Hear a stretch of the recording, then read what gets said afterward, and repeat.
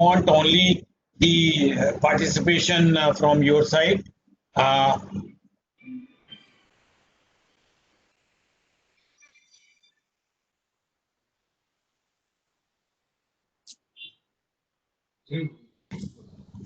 and uh, at present, the issue which I have to take first is relating to the new introduction of the levy, especially the 206C1H, and a lot of controversies. And I'm also listening to various speakers, and I'm also seeing to the various, you can say, other people.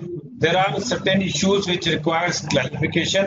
Some of the issues which I have tried to cover it, and that is why it took 2-3 minutes, because last 2-3 days we were, you can say, doing the all these process. So please be free to ask me any question, and you can stop me at any time. My presentation is visible, Mohit. My presentation is visible. Sir, presentation is visible, sir. Okay. So क्योंकि अब मैं थोड़ा सा जो है वो अपने आप को छोटा सा बना दूंगा बिल्कुल, ताकि जो है वो प्रेजेंटेशन आए। तो सर ये जो प्रेजेंटेशन में अब आपको सामने जो मेरी स्लाइड्स हैं, मेरे को टारगेट दिया गया है कि 15 मिनट में कवर करना है। छोटा सा डिस्क्लेमर हमने अब देना शुरू कर दिया, बिकॉज बहुत सारी ऐसी ऐसी चीजें चल रही हैं जो कॉपी हो जाती हैं और बाद में दिक्कत होती है। सर सबसे पहले हम थोड़ा सा वेयर प्रोविजंस को एक बार देखते हैं, फिर उसके बाद जो है उसके हम इश्यूज लेंगे एक एक करके, फिर सर्कुलर जो है उसको देखते हैं, और जो है कहाँ इसके अंदर जो है इंट्रिकेसी आने वाली है, इसको हम एक बार कोशिश करते हैं कि डील करें। सबसे पहले सर एक तो ये लेवी 1 अक्टूबर से है। दूसरी ये चीज है, ये लेवी जो है आप जो अमाउंट रिसीव करेंगे फ्रॉम बायर, जो सेलर रिसीव करेगा आपके बायर से पैसा, जैसे एग्जांपल मैंने आपको सेल करी, मोहित जी को सेल करी, मोहित जी ने पैसे दिए, तो जब मैं पैसा रिसीव करूंगा ये लेवी उस टाइम लगेगी। जब मैं गुड्स सेल करूंगा उस टाइम नहीं लगेगी। तो ये पेमेंट सेंट्रिक है, ना कि इंसिडेंट सेलिंग इंसिडेंट सेंट्रिक है। दूसरी बात, इसके अंदर मेन चीज है, एक सेलर है एक बायर है, दोनों की थ्रेशोल्ड लिमिट अलग अलग है, दोनों के कैलकुलेशन के सिस्टम अलग अलग है, लेकिन कंप्लायंस का बर्डन सारा सेलर के ऊपर है। बायर को तो खाली अपने पैसे में से अप्रोप्रिएट कराना है और उतना पैसा आपको देना है। नेक्स्ट चीज, और जो सेलर है वो जो है इन बिजनेस होना चाहिए। सेलर अगर बिजनेस में नहीं है, मान लीजिए जैसे मैं आपको अपना फ्लैट बेच दूं या कोई ऐसी चीज बेच दूं और मैं सेलर नहीं हूं, सेलर जो है वो जो है बिजनेस में होना चाहिए। ये एक इंपॉर्टेंट चीज। दूसरी चीज, सेलर के लिए एक थ्रेशोल्ड लिमिट इन्होंने रखी कि अगर सेलर इससे प्रीवियस ईयर में, जो कि अगर आज आप चाहेंगे तो एज ऑन 31 मार्च 20 में अगर उसकी टर्नओवर ग्रॉस रिसीट्स 10 करोड़ से नीचे हैं तो सेलर को किसी तरीके का इंसिडेंट नहीं होगा, इररेस्पेक्टिव ऑफ दिस फैक्ट कि बायर उनसे 50 लाख या उससे ज्यादा का सामान खरीद रहा है या नहीं। तो ये एक सेकंड पॉइंट है। दूसरी चीज इसमें मैं एक लेवी जो है, अगर आपके पास पेन है तो आधार है तो वो 0.1% है। मैंने जब प्रैक्टिस शुरू करी तो मैं आपको बताऊं, मेरे पास एक क्लाइंट आया, वो क्लाइंट की बैलेंस शीट में एक आइटम थी श्री गणेश, श्री गणेश महाराज, तो उसके अंदर कुछ अमाउंट थे। अब मैंने उसको पूछा भाई ये क्या है, कह रहा है देखो ये भगवान का नाम है। मैंने कहा जी भगवान के नाम पे क्या है, ये क्या चीज आपने भगवान के नाम डाली? तो उन्होंने बोला कि मैं जितनी भी कोई सेल करता हूं तो उसमें से मैं जो है वो ₹1.25 एवरी 10,000 भगवान के नाम डालता हूं और यहां से फिर भंडारा ये वो करता हूं। साहब देखो, ये इन्होंने 0.1% की लगाई है, एक लेवी जो 31 मार्च तक 0.75% है, 0.075, रादर आई विल से 0.75 तो ज्यादा हो जाएगा, 0.075 है अगर पैन या आधार। दूसरी चीज, अगर नहीं है तो नॉर्मली पैन या आधार ना हो तो आपको 206C के अंदर 5% लगती है, लेकिन 206C1H में गवर्नमेंट ने इसको 1% कराया और ये थ्रेशोल्ड लिमिट जो रिड्यूस हुई है 75% of the amount is not applicable to this particular non PAN and non Aadhaar holder. अब दूसरा सर ये है कि बायर जो पैसे आपको देगा उसमें से आपको कलेक्ट करना है डिडक्ट करके और फिर आपको डिपॉजिट कराना है। अगर बायर नहीं देगा तो आपको बट्टे खाते में पैसे चले जाएंगे और आप चाहे रिकवर करते रहो, लेकिन रिसीट पे आपको ये पेमेंट देनी पड़ेगी। अब सर बायर में इन्होंने ये कहा कि अगर सेंट्रल गवर्नमेंट आपसे कोई चीज परचेज करेगी, हाई कमीशन करेगा या स्टेट गवर्नमेंट करेगी, लोकल अथॉरिटी करेगी, या अगर कोई आदमी इंपोर्ट करेगा गुड्स, तो वो जो है उसके ऊपर लेवी नहीं लगेगी।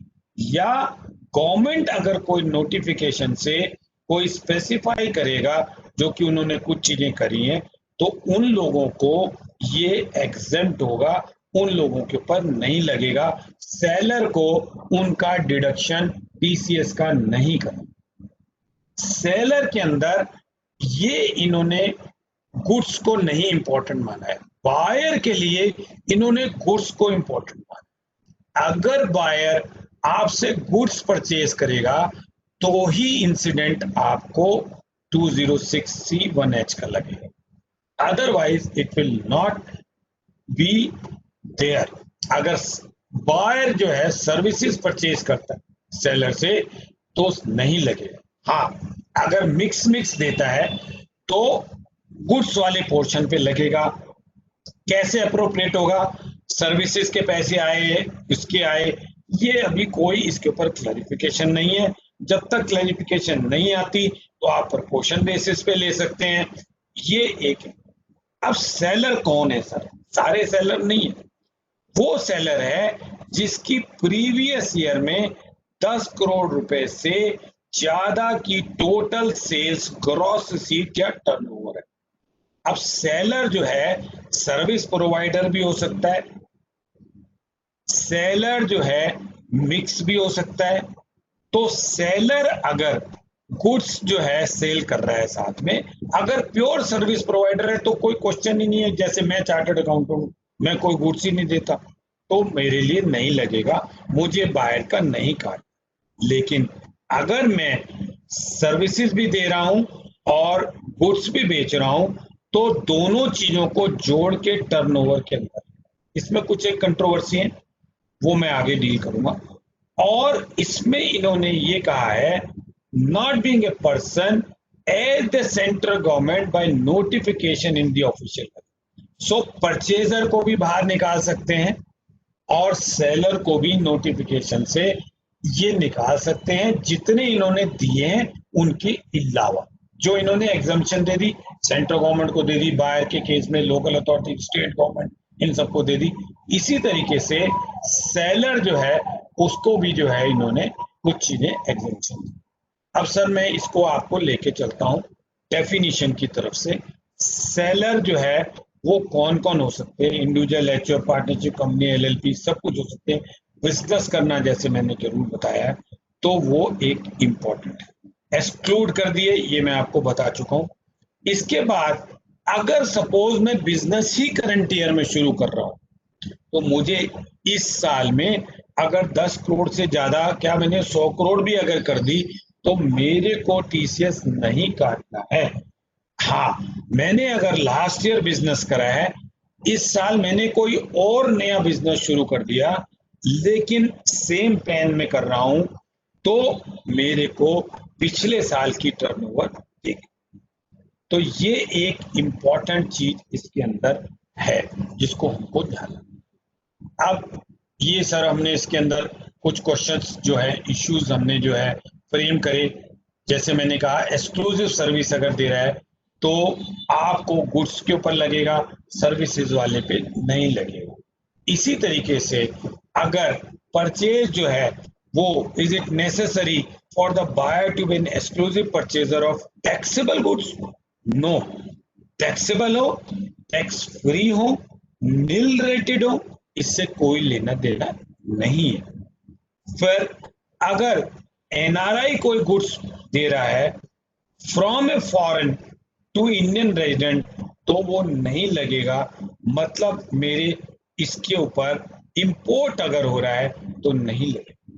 दूसरी बात, अगर मेरे को कोई लोअर डिडक्शन मिल सकता है, वो जो श्री गणेश महाराज के सवा पैसे थे वो मैंने उसको 0.1% गवर्नमेंट ने कहा, 0.075 अभी दे रहे हैं, पैन अदान नहीं दोगे तो पकड़े जाओगे और आपका 1% लग जाएगा और आपको नोटिस आना लाजमी है। तो आप ये कहनी कहेंगे भाई कंपनी के केस में आधार नहीं होगा तो पैन होगा। आजकल तो जब आप अप्लाई करते हैं तो उसी टाइम आपको कंपनी का पैन मिल जाता है। तो इसमें इन्होंने किसी प्रकार का लोअर टैक्स डिडक्शन का कोई प्रोविजन नहीं किया। अब थ्रेशोल्ड लिमिट जो 50 लाख की है ये कैसे होगी, किस चीज पे होगी, कब होगी, ये सर अब देखने वाली इंपॉर्टेंट बात। सबसे पहली बात, जो भी आपने 30 सितंबर तक किया है उसके ऊपर चाहे 50 लाख से ऊपर आपने पैसे रिसीव कर लिए, एडवांस पे ले लिए, वैसे मिल गए, उससे कोई लेना देना नहीं है, उस पर किसी प्रकार का कोई टीसीएस नहीं। लेकिन अब मान लीजिए आपने 30 सितंबर तक 49 लाख रुपए रिसीव करे और इस 49 लाख में पूछ ले उससे पुराने साल के पैसे, और आपने 1 अक्टूबर को 2 लाख रिसीव करे। अब ये 2 लाख आपके हिसाब से 2 साल पहले की पेमेंट साहब, ये हर साल आपकी 50 लाख की एक थ्रेशोल्ड लिमिट कैलकुलेट होगी। Every year it will be renewed, every year 2 test will be there whether the seller is a qualifying seller if it is there in the last year. For example, अगर मान लीजिए last year मेरी 10 crore turnover थी और इस साल जो मैं चल रहा है मेरी टर्नओवर 10 करोड़ से कम है, तो अगले साल मेरे को किसी प्रकार का कोई टीसीएस नहीं काटना, इररेस्पेक्टिव ऑफ 10 कि 50 लाख से ज्यादा की। अब उल्टा लेके चलते हैं, पिछले साल मेरी 9 करोड़ थी, इस साल मेरी 11 करोड़ हो गई। अगले साल जो मुझे पेमेंटें आएंगी वो चाहे टीसीएस हो या ना, मैंने लीव के उसके ऊपर करा कुछ करा, अगले साल मुझे टीसीएस काटना है the moment it exceed 50 lakh. और ये कैलकुलेट किस चीज पे करना है, 1 अप्रैल से कैलकुलेट करना है सर। तो जो मैं एग्जांपल दे रहा था कि 49 लाख आए, 2 लाख 1 अक्टूबर के बाद आए, तो आपको 1 लाख के ऊपर टीसीएस काट के और जमा कर। और अगर 50 लाख से ज्यादा पहले आ चुके हैं, चाहे वो एडवांस में आ चुके हैं, तो वो आपको इंक्लूड करने हैं और 1 रुपए से आपको 1 अक्टूबर के बाद टीसीएस जो है वो। अब ये बहुत सारे क्वेश्चन कर रहे हैं लोगों ने, मैंने बहुत सारी इनवाइसेस देखी जिसके अंदर उन्होंने टीसीएस लगाना शुरू कर दिया। सर टीसीएस सेल पे है, टीसीएस सेलिंग पे है, लेकिन टीसीएस की लेवी जो है रिसीट पे है, डेफर्ड नहीं है रिसीट पे, आपको रिसीट पे ही लगनी है। तो मेरी कंसिडर्ड ओपिनियन में इनवॉइसेस पे किसी प्रकार का कोई सेल के टीसीएस का एलिमेंट नहीं डालना। जो लोग डाल रहे हैं मेरी ओपिनियन में गलत डाल रहे हैं। आपको जैसे ही पेमेंट रिसीव हो आप उसका डेबिट नोट एक इश्यू करें और डेबिट नोट में टीसीएस का अमाउंट एज द केस में भी। अगर मार्च तक है तो 0.075%, पैन आधार नहीं देता है तो 1%, और आप उसको रेज कर और उसको भेज दें कि तुम्हारा हमने ये टीसीएस जमा करा दिया, आपके 26 ईयर्स में ये रिफ्लेक्ट। अब सर एक चीज मेरे को बहुत तकलीफदायक लग रही कि टर्नओवर का क्राइटेरिया इन्होंने नहीं बताया कि उस पे जीएसटी लगेगा नहीं लगेगा, सेल टैक्स लगेगा नहीं लगेगा, क्या चीज है ये इन्होंने नहीं बताया। अब ये डिलेमा है, इस डिलेमा को देखने के लिए मैं अपने गाइडेंस नोट में जाता हूं और मेरे स्क्रीन पे आपको गाइडेंस नोट की डिटेल अवेलेबल है, क्योंकि टैक्स ऑडिट करने के लिए भी ग्रोस सेल के अंदर हम लोग जो है ये लेवीज सेल टैक्स वगैरह नहीं लगाते हैं। और फॉर द पर्पज ऑफ जब थ्रेशोल्ड लिमिट किसी चीज की देखी जा रही है तो उसमें नहीं इंक्लूड होगा। ये एक मेरा व्यू है कि वो नहीं होना चाहिए। अगर होगा कोई क्लैरिफिकेशन आएगी तब की तब देखी जाएगी, आज की डेट में ये है। और अगर आप बहुत ज्यादा, क्योंकि मैंने फिर बताया जैसे श्री गणेश महाराज तो 1.25% है, काटना है तो काट लो, इंक्लूड करना है कर लो 20 से। लेकिन वन ऑफ द व्यू ये है कि थ्रेशोल्ड लिमिट के अंदर जीएसटी या sale tax as the case में भी जहां कहीं है तो वो नहीं इंक्लूड होना चाहिए for the purpose of threshold limit. अब इसमें मैंने दूसरा सवाल किया, सर्विसेज इंक्लूड होंगी? यस होंगी, आपको हर हालात में इंक्लूड करनी है। और इंटर ब्रांच आपकी सेल इंक्लूड होगी? नहीं होगी, अपने आप को आप सेल कर रहे हैं वो नहीं आएगा। इसी तरीके से सेल ऑफ गुड्स के अंदर क्या डेफिनेशन है गुड्स की, जीएसटी के अंदर क्या डेफिनेशन है, ये मैंने सेक्शन कोड करे हैं और एक चार्ट बनाया है जहां पे मैं ये कोशिश करके बताता हूं। जैसे मूवेबल प्रॉपर्टी दोनों में टैक्सेबल है, मनी दोनों में नहीं है। Actionable claim sale of good नहीं मानता, जीएसटी में लॉटरी है, एक्शनेबल क्लेम उस पर जीएसटी मांगता है। तो क्या जो है हमको सेल ऑफ गुड्स की डेफिनेशन लेनी है, या जो है सुप्रीम कोर्ट ये कहता है कि एक्शनेबल क्लेम ये जो है गुड्स नहीं है। अब जीएसटी के अंदर वो चार्ज कर रहे हैं। ग्रास ग्रोइंग क्रॉप दोनों में नहीं है। सिक्योरिटीज सेल ऑफ गुड्स में है, इसमें नहीं है।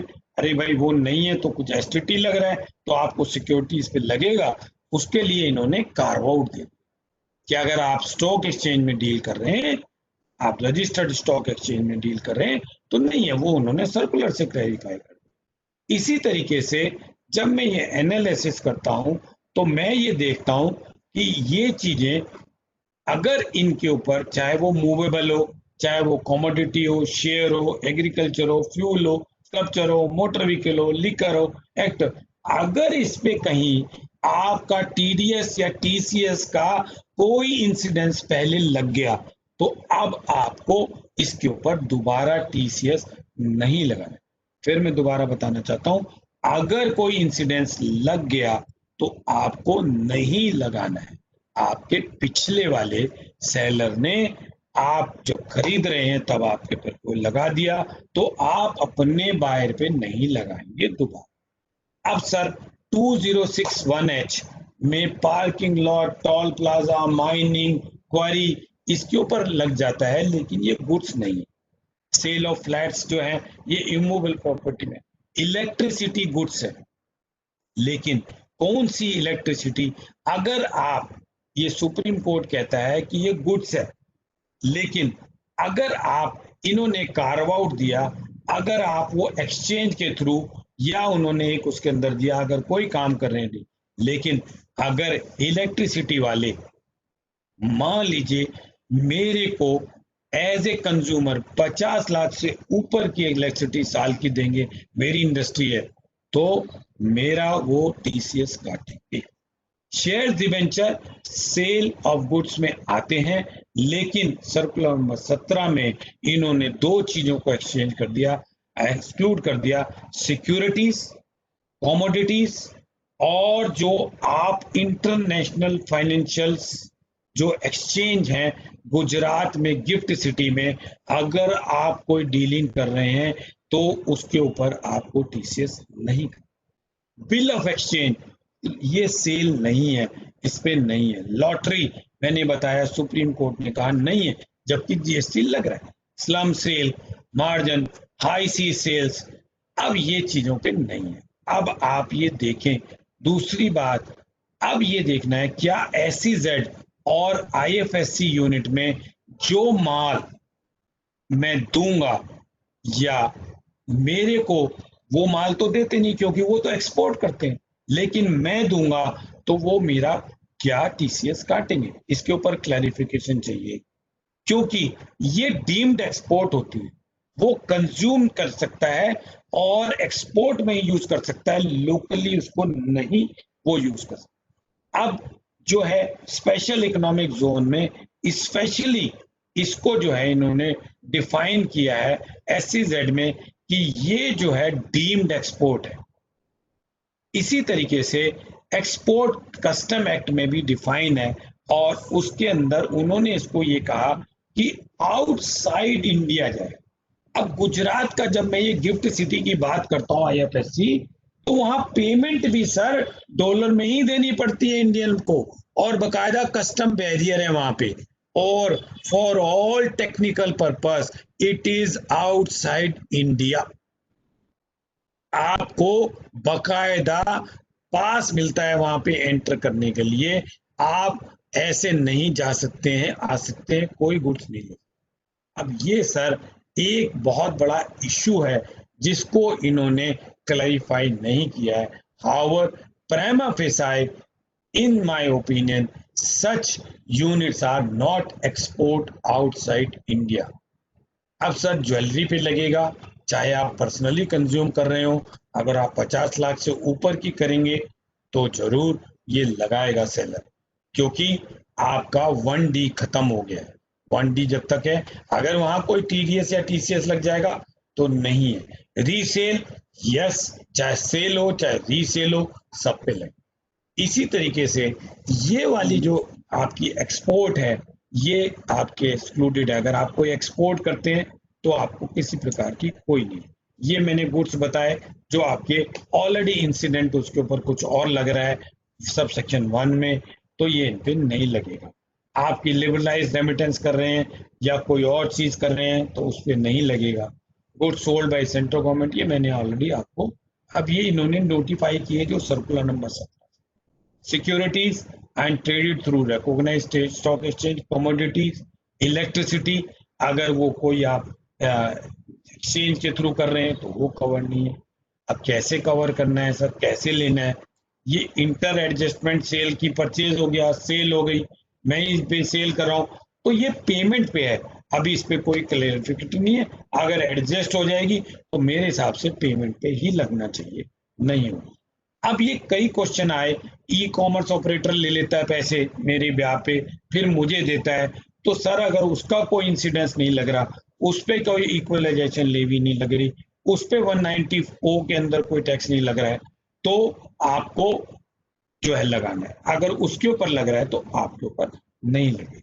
बैड डेट्स अगर रिकवर हो रहे हैं, पुराने हो रहे हैं, उससे पुराने हो रहे हैं, 25 साल पुराने हो रहे हैं, जब TCS नाम की कोई चीज ही नहीं थी, लेकिन आपको क्योंकि कलेक्शन के ऊपर देना है 50 लाख रुपए से ऊपर any financial year, the movement figure crosses, you need to deduct on the additional amount over and above 50 lakhs.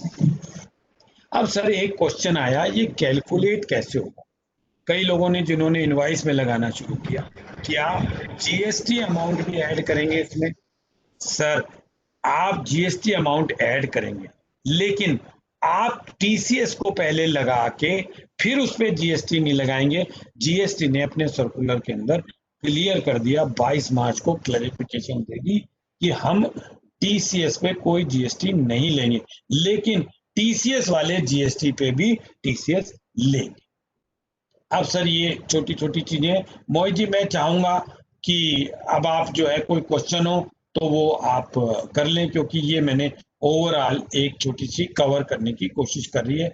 अगर कोई आपका क्वेश्चन है तो मुझे आप चैट बॉक्स में एक बार देख लो।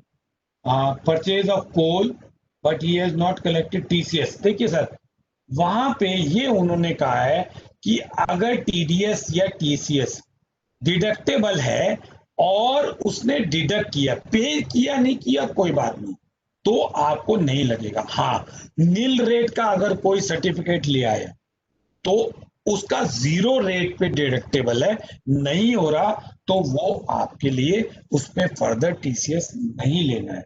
अगर आपका उसने कलेक्ट ही नहीं किया, कलेक्ट करके जमा नहीं कराया बात अलग है, कलेक्ट नहीं किया तो आपको उसके ऊपर लगेगा, चाहे वो कलेक्टेबल था या नहीं। So this is the question in the chat box. Anything else participant में? मोहित जी और कोई मेरे पास क्वेश्चन नहीं है। मैं ले लेता हूँ सर। हाँ जी, अगर आप लें। मैं पावर पॉइंट अभी नहीं छोड़ रहा हूँ क्योंकि हो सकता है आंसर इसमें हो। हाँ जी सर। सर मेरे पास 2-4 क्वेरीज आई हुई हैं, पहले मैं वो पूछ लेता हूँ सर। कुछ तो आपने क्लेरिफाई कर दिया ड्यूरिंग द सेशन ही। जी। तो सर सबसे पहली चीज तो आपने क्लेरिफाई कर दिया कि टीसीएस कलेक्शन पे लगेगा, और जो इनवॉइसेस के ऊपर आज लगा रहे हैं क्योंकि वो मार्केट में प्रैक्टिस आ गई है, वो गलत है। मतलब बिल्कुल गलत है। डेबिट नोट रेज होना चाहिए। मैं एक डेबिट नोट का ड्राफ्ट भी बनाया है अभी, वो मैं शेयर कर दूंगा। अभी आज नहीं हो पाया क्योंकि मैं नहीं समझ रहा था कि ये इतनी कंट्रोवर्सी में आज मुझे कोई चीज लेनी चाहिए, बिकॉज मेरी यूएसपी ये है कि मैं प्रैक्टिकल सोल्यूशन सबके देता हूँ। तो वो डेबिट नोट हम आपको दे देंगे, प्रेजेंटेशन आपको एक आध दिन में इम्प्रूव करके दे। ठीक सर, ठीक सर।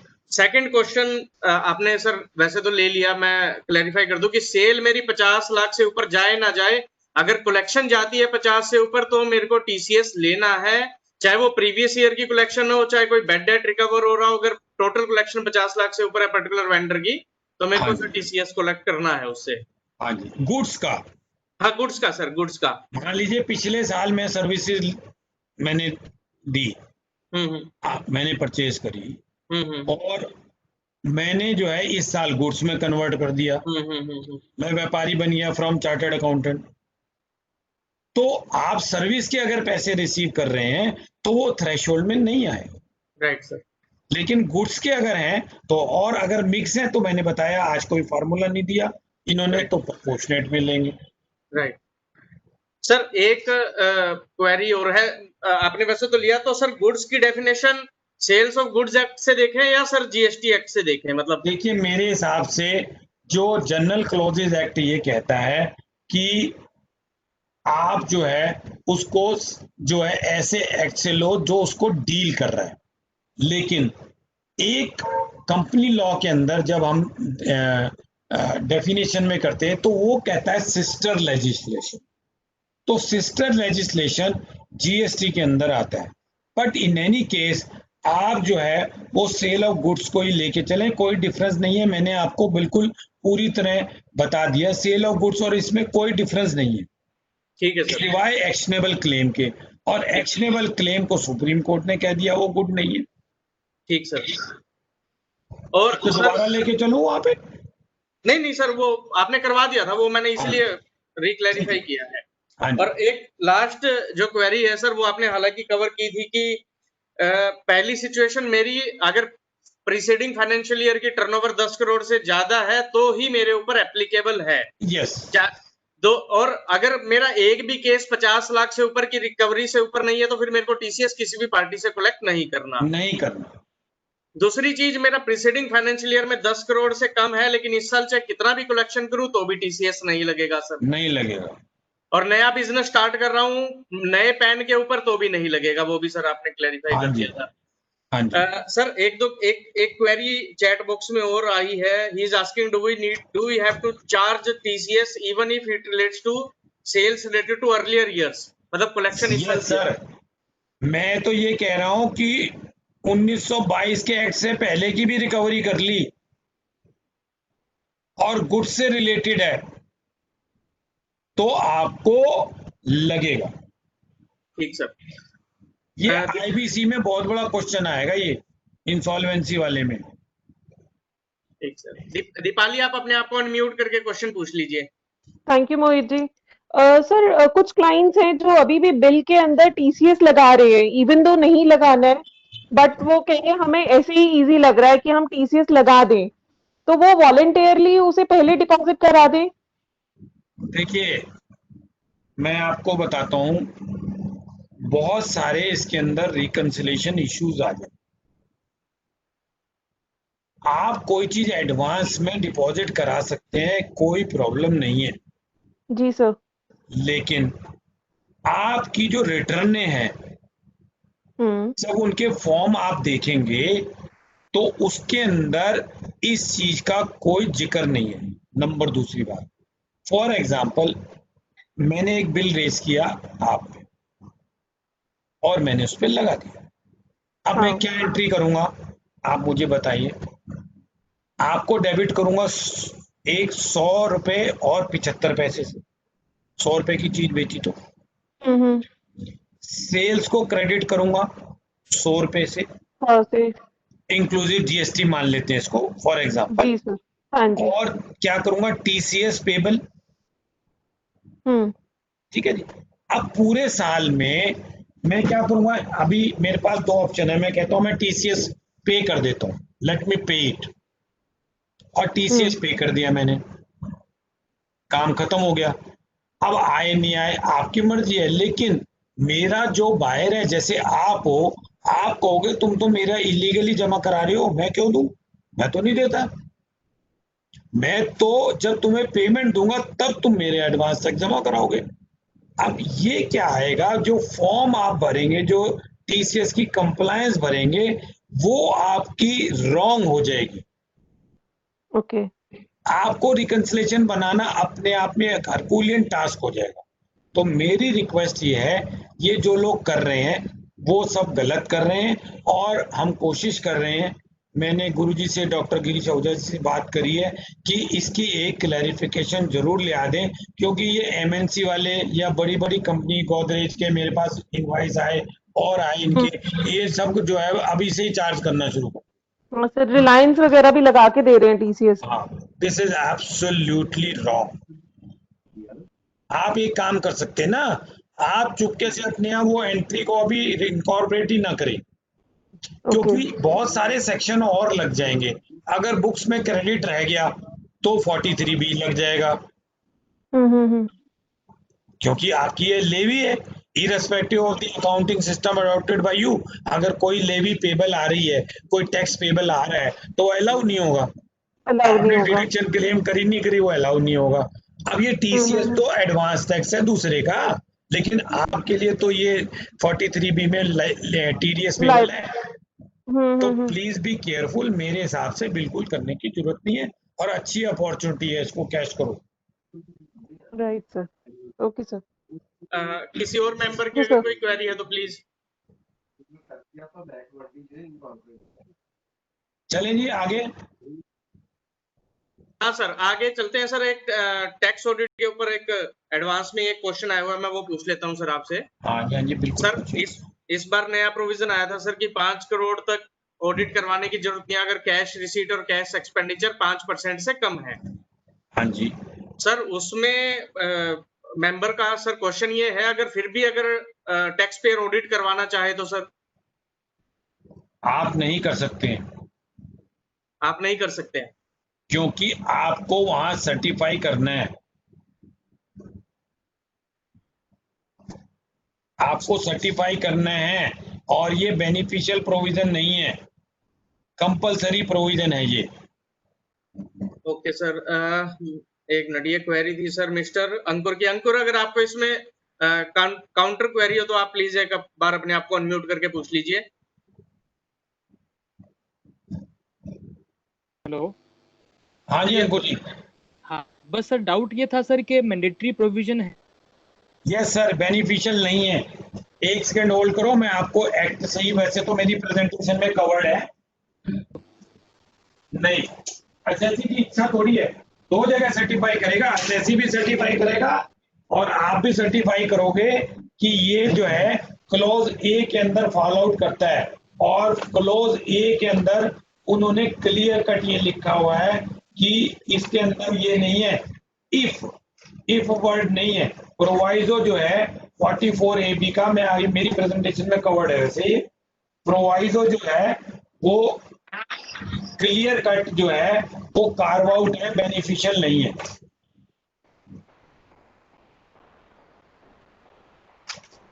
आपको अगर कोई कह रहा है तो मैं कहूंगा कि ये बिल्कुल गलत कह रहे हैं। मतलब 5%। फिर वही बात आ जाएगी, आप कहोगे जी बेनिफिशियल प्रोविजन है, मैं कराना चाहता हूँ, तो क्या दिक्कत है आपको, मैं करा लेता हूँ। ठीक है ना जी, आप ऑडिट बैलेंस शीट तो कर सकते हो, अगर आप करोगे तो आप वहां डिस्क्लेमर दो और ठीक है सर। आप अपनी ऑब्जर्वेशन में लिखो कि भाई ये नहीं बनती है, ये प्रोवाइजो से एग्जेम्प्ट है, लेकिन फिर भी एसएससी कहता है मेरी कर दो। तो सर ऐसा देना कहाँ करूंगा मैं आपको बताऊं। हाँ जी, है तो हमें कोई देखो बात ये, कल को आपके खिलाफ कोई चीज कार्रवाई करना चाहे तो मैं इसके बारे में नहीं कह सकता हूं, लेकिन लॉ में which is not provided is not provided. ठीक है sir. Okay sir, thank you sir. ठीक है ना जी, बाकी तो ये ऑफ द लाइन बात कर सकते हैं, मैं इसमें क्या बोलूं, मेरी ओपिनियन में नहीं कर सकते। ठीक है सर, ठीक है। मेरी प्रेजेंटेशन आ गई। हाँ जी, आगे सर, आगे। टू एप्लीकेशंस को आ रहा है, यू आर शेयरिंग टू। और कोई नहीं है जी? नहीं नहीं सर, कंटिन्यू कीजिए सर। चलिए सर, एक तो ये जो अभी क्लॉज आएगी वहां से ये अमेंडेड है और इसमें जो है वो मैं जो है वो जो आपके, लेकिन मेरे पास यूटिलिटी नहीं आई है, फॉर्म के अंदर जो अमेंडमेंट है वो मैंने कर दिए, यूटिलिटी जब आएगी तो तब देखेंगे। वैसे यूटिलिटी आ भी जाए तो कोई खास फर्क नहीं पड़ने वाला है। 3 क्लॉजेस मेजर चेंजेस हुए हैं, 8A ऐड हो गया है, 18 के अंदर अमेंड हुआ है और एक जो है 32 में जो है 2 चेंजेस आए हैं, बाकी कोई चेंज नहीं है so far as compare to last year. अब सर मेरे को यहाँ पे सबसे पहले ये देखना होता है कि हमारी जो है वो जो एलिजिबिलिटी है वो जो है क्या चीज की कहाँ होनी चाहिए। जैसे अभी हम एक वो देख रहे थे कि एक एलएलपी की मेरे पास ऑडिट रिपोर्ट आई, टैक्स ऑडिट रिपोर्ट 3CB में कर रखी। अब सर क्या ये हम कर सकते हैं, नहीं कर सकते, ये जो है एक इशू है जिसको मैं थोड़ा सा एक बार लेना चाहूँ।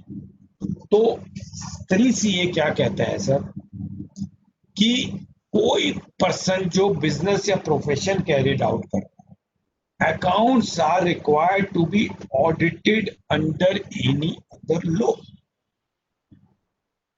अब कंपनीज एक्ट में ही समझते हैं हम खाली, अब कंपनीज एक्ट में भी 3CA में नहीं जा सके। कई बार कोई कंपनी की आपको ऑडिट करनी है और आप 3CA नहीं करें, ये भी पॉसिबल है। यस, अगर मान लीजिए कंपनी अपने अकाउंट्स ऑडिट नहीं करवाती है स्टैट्यूटरी और आपको ऑडिट करनी पड़ती है, आप 3CA में नहीं कर सकते। या कंपनी का फाइनेंशियल ईयर डिफरेंट है, दिसंबर है, फॉरेन की कंपनी है, जुलाई है और आप 31 मार्च की करते हैं, तो आपको 3CA में नहीं करना, 3CB में करना। एलएलपी है, अगर एलएलपी की टैक्स ऑडिट कर रहे हैं, 25 लाख से ज्यादा की कैपिटल है, 40 लाख से ज्यादा की रिसीट है, तो आपको कंपल्सरली एलएलपी लॉ के अंदर ऑडिट करनी। अगर एलएलपी लॉ के अंदर ऑडिट करनी है तो आपको यहां करनी है। अब ये कोई कहेंगे जीएसटी भी तो उसमें ऑडिट है। सर जीएसटी में अकाउंट्स की ऑडिट नहीं है, फाइनेंशियल अकाउंट्स की ऑडिट। आपका अगर कोऑपरेटिव सोसाइटी है उसमें लिखा है कि आपको, आप अपने मेमोरेंडम में लिख देते हैं कि आपको ऑडिट करानी कंपलसरी है, तो क्या 3CA में देंगे? No, because it is not as per the mandate of the law. तो ये एक अपने को इंपॉर्टेंट पॉइंट ध्यान रखना। दूसरी चीज, जो 3CA है ये बहुत रिस्पॉन्सिबिलिटी हमारे पर कास्ट करता है बिसाइड द फाइनेंशियल ऑडिट। ये कहता है and according to the examination of books of account including other relevant documents. तो अदर रेलिवेंट डॉक्यूमेंट कौन से हैं ये आपको स्पेसिफाई। मैं यहां 2 क्वेश्चन आपको पूछूंगा। हम में से कितने ऐसे लोग हैं जो अपने लिए अपॉइंटमेंट लेटर लेते हैं? नंबर 1। नंबर 2, इतने कौन से लोग इतने अपने मेंबर हैं जो MR यानी कि मैनेजमेंट रिप्रेजेंटेशन लेते? ये दोनों डॉक्यूमेंट, क्योंकि मैं DC में रहा हूं 6 साल 9 साल में से 5 साल रेगुलर और 1 साल टेम्परेरी रहा एक बेंच में, तो मैंने ये देखा है कि किसी भी ऑडिट में जब हमारे पास कोई केस आता है तो ये दो चीजें मेंबर के पास होती ही नहीं है। और मैं आपको बता दूं, वो मेंबर प्रोसिक्यूट हुआ ही हुआ जिसके पास ये दो चीजें नहीं हुई। क्यों? अपॉइंटमेंट लेटर से आपका मैंडेट डिसाइड होता है, आपकी रिस्पॉन्सिबिलिटी डिसाइड होती है। अब कैसे? मान लीजिए मेरे को प्रोपराइटर अपॉइंट और मुझे वो अपने बिजनेस के अकाउंट दिखाता है, पर्सनल अकाउंट नहीं दिखाता, तो आप क्या करोगे? जब तक आपके पास अपॉइंटमेंट लेटर नहीं है, आप कैसे बताओगे कि आपको इस चीज के लिए अपॉइंटमेंट?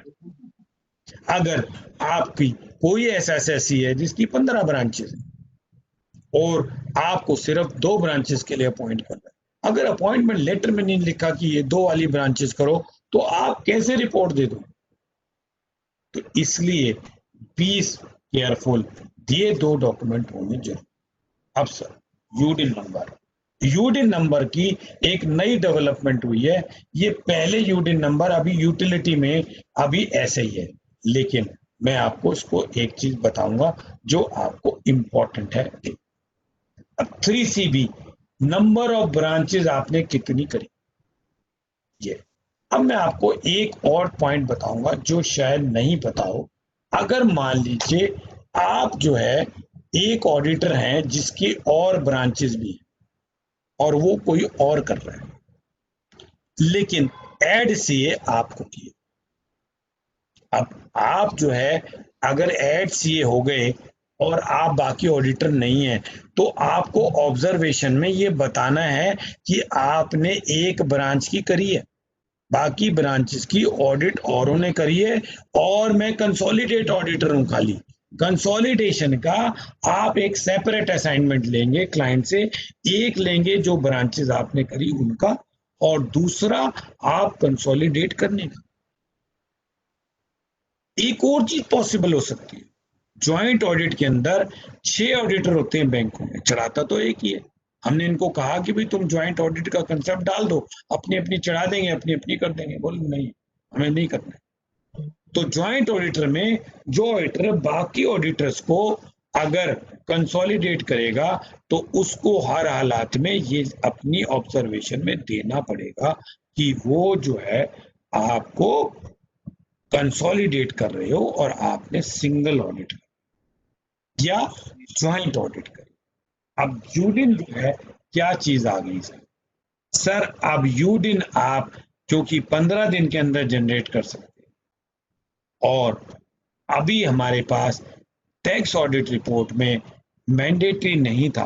अब इन्होंने एक अपडेट यूडिन करने के लिए फैसिलिटी आपके ई फाइलिंग पोर्टल पे माई रिक्वेस्ट लिस्ट में डाल दी है।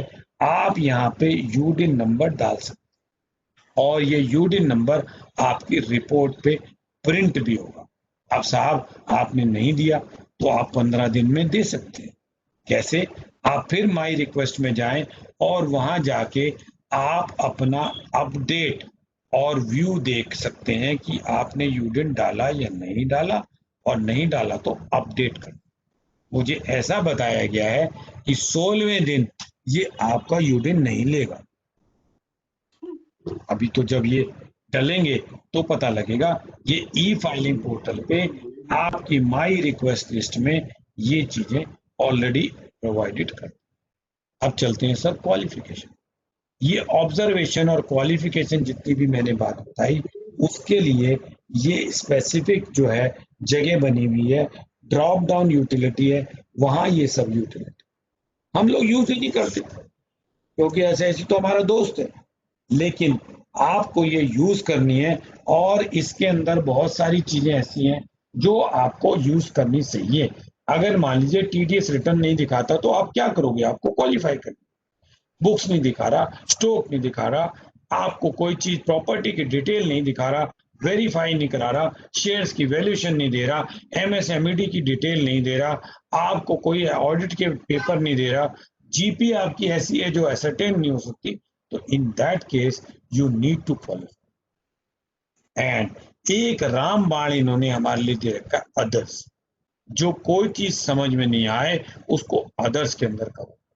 ये मैंने एक सैंपल बना रखा है थोड़ा सा अदर्स के ऊपर, ये आपको देने चाहिए ऑब्जर्वेशन। जैसे 21A में मैंने पर्सनल एक्सपेंस के लिए बनाया, जैसे 21D एंड 2031 के अंदर मैंने बताया क्रॉस चेक नहीं है, मुझे क्या पता, अब एनईएफटी वाले को नहीं लिख सकता, लेकिन चेक्स में जो ट्रांजैक्शन है उसको लिखना। एमएसएमईडी वाले मेरे को लेके ही नहीं दे रहा, वो मुझे बता ही नहीं रहा, तो मुझे क्वालिफाई।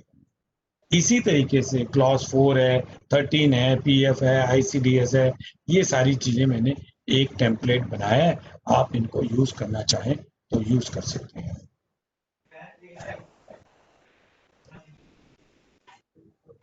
हाँ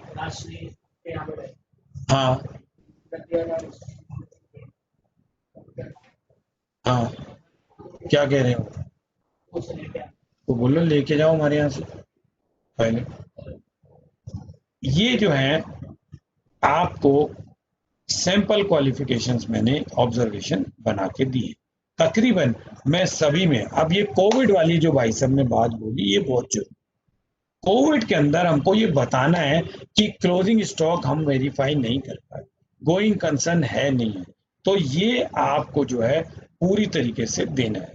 इस चीज के लिए ये जरूरी है कि हम वो डिस्क्लोजर दें। हमारे ऑडिटिंग स्टैंडर्ड ने ये चीजों के लिए एक जो है ड्राफ्ट जो है बना के दिया है, वो जो है अगर कोई स्पेसिफिक क्वेरी होगी तो उसमें मैं दे दूंगा। बाकी एक कोविड का डिस्क्लोजर जो है वो अपना दे रहे हैं सब लोग, तो वो हमको देना चाहिए। अब ये एलएलपी में बता चुका हूं, ये मैं आप लोगों को बता चुका हूं। हाँ, ऑडिट, मैं आपको एक बहुत बढ़िया बात बताता हूँ, मैं कई जगह एग्जांपल देता हूँ। मैं नया नया आर्टिकल था, अभी मुझे ज्वाइन करे 5-10 दिन हुए थे, मेरे बॉस ने मुझे कहा कि जाओ ये कमिश्नर से डेट लिया। एक लेटर दे दिया उन्होंने अपनी चिड़िया लगा के, मैं लेटर लेके चला गया। जब मैं गया तो पीएन ने मुझे ये कहा कि भाई साहब अंदर मत जाना, कमिश्नर मैडम इस टाइम पूरी तरीके से गुस्से में, और स्टेपलर या कोई चीज जो भी हाथ में आ गई वो फेंक के मारेगी। उस जमाने में मोबाइल नहीं होता था, नीचे वो सुरेश हमारा बैठा होता था, वो फोन पे सीए लोगों को घुसने देता था, आर्टिकल को घुसने देता था। मेरी पहली विजिट थी इनकम टैक्स डिपार्टमेंट। क्या जी आर्टिकल का रिस्क पे क्या था? मैंने कहा नाना दे दे हम जाते। जैसे मैं एंटर किया उसने मुझे पूछा yes what do you want. मुझे झटका लग गया 440 वोट का। मैंने कहा आई वांट योर ब्लेसिंग्स। मेरे मुंह से इतना निकला, उनका गुस्सा एकदम ठंडा। उन्होंने बोला हाँ जी बोलिए। मैं कहा जी मैं डेट ले रही हूँ। बोले तुमको मालूम है इसमें ऑलरेडी 10 बार डेट ले चुके हो। मैं जी बात यह है कि बॉस हमारा बीमार है। बोले इसमें तो लिखा है अभी इंफॉर्मेशन अवेलेबल नहीं है। मैं जी बात यह है कि आप फिर मेडिकल सर्टिफिकेट मांगते, डायरिया में मेडिकल सर्टिफिकेट मिलता नहीं है। मैंने ये लेटर ही नहीं पढ़ा था, तो मैंने उसको घुमाया। मैंने कहा जी इसलिए लिख दिया इन्फॉर्मेशन अवेलेबल नहीं है। तो कह रही है कि डेट तो नहीं मिलेगी। क्यों? मैंने कहा क्यों नहीं मिलेगी? बोले तुम्हारी पावर का है, वेयर इज योर पावर। फिर मुझे एक झटका लगा। मैंने कहा पावर? मैंने कहा I am a certified registered article of the institute of chartered accountant governed by Chartered Accountant Act of 1949 passed by Parliament and it is a statute and whatever my boss can do I can do। भाई साहब उसने वही order sheet पे लिखा और मुझे date दे दी और भेज। मैं ऑफिस में आया, मैंने बॉस को बताया, मैं साहब ये पावर क्या होती है? बोला पावर तो नहीं होती है, मैंने कहा जी मेरे को तो उसने कहा तुम्हारी पावर क्या है, मैं उसको पावर बताया है। तो साहब आपकी पावर डिटरमाइन कहाँ से होती है ये जरूर पता होना चाहिए। तो सेक्शन 288(2) अकाउंटेंट को डिफाइन करता है और आप एलिजिबल हैं या नहीं ये भी आपको बताता है। इसमें बहुत सारी डिस्क्वालिफिकेशंस हैं। अगर आप कंपनीज में ऑडिटर अपॉइंट नहीं हो सकते तो आप ऑडिट नहीं, आप अपने रिश्तेदार की नहीं कर सकते, आप एचयूएफ की नहीं कर सकते, एओपी की नहीं कर सकते अगर आप वहां मेंबर या पार्टनर। आपने कोई लोन ले रखा हो आप तब नहीं कर सकते। अपने रिलेटिव की अगर कोई हो जो डिफाइन हो, मैं अपनी वाइफ की नहीं कर सकता, रियल ब्रदर की नहीं कर सकता, पार्टनर हो, एम्प्लॉयमेंट में हो, ये सब चीजें आप कृपया देख लीजिएगा क्योंकि ये बहुत इंपॉर्टेंट। अब मैं आपको यहाँ पे रोकूंगा, आपकी कोई क्वेरीज हो यहाँ तक की तो बताएं, फिर मैं आपको थोड़ा थोड़ा क्लॉजेस की तरफ लेके चलूँ। मोहित जी कोई क्वेश्चन हो तो आप पूछ सकते। नहीं सर, क्वेरी किसी मेंबर की कोई क्वेरी तो प्लीज अनम्यूट कर लीजिए।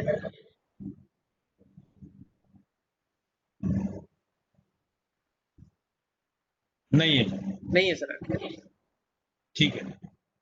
तो सर ये 1 अक्टूबर को 22 अमेंडमेंट एक्ट रूल से 22 अमेंडमेंट रूल से 2020 से अमेंड हो गया और ये जो है आपकी कुछ क्लॉजेस इसमें है।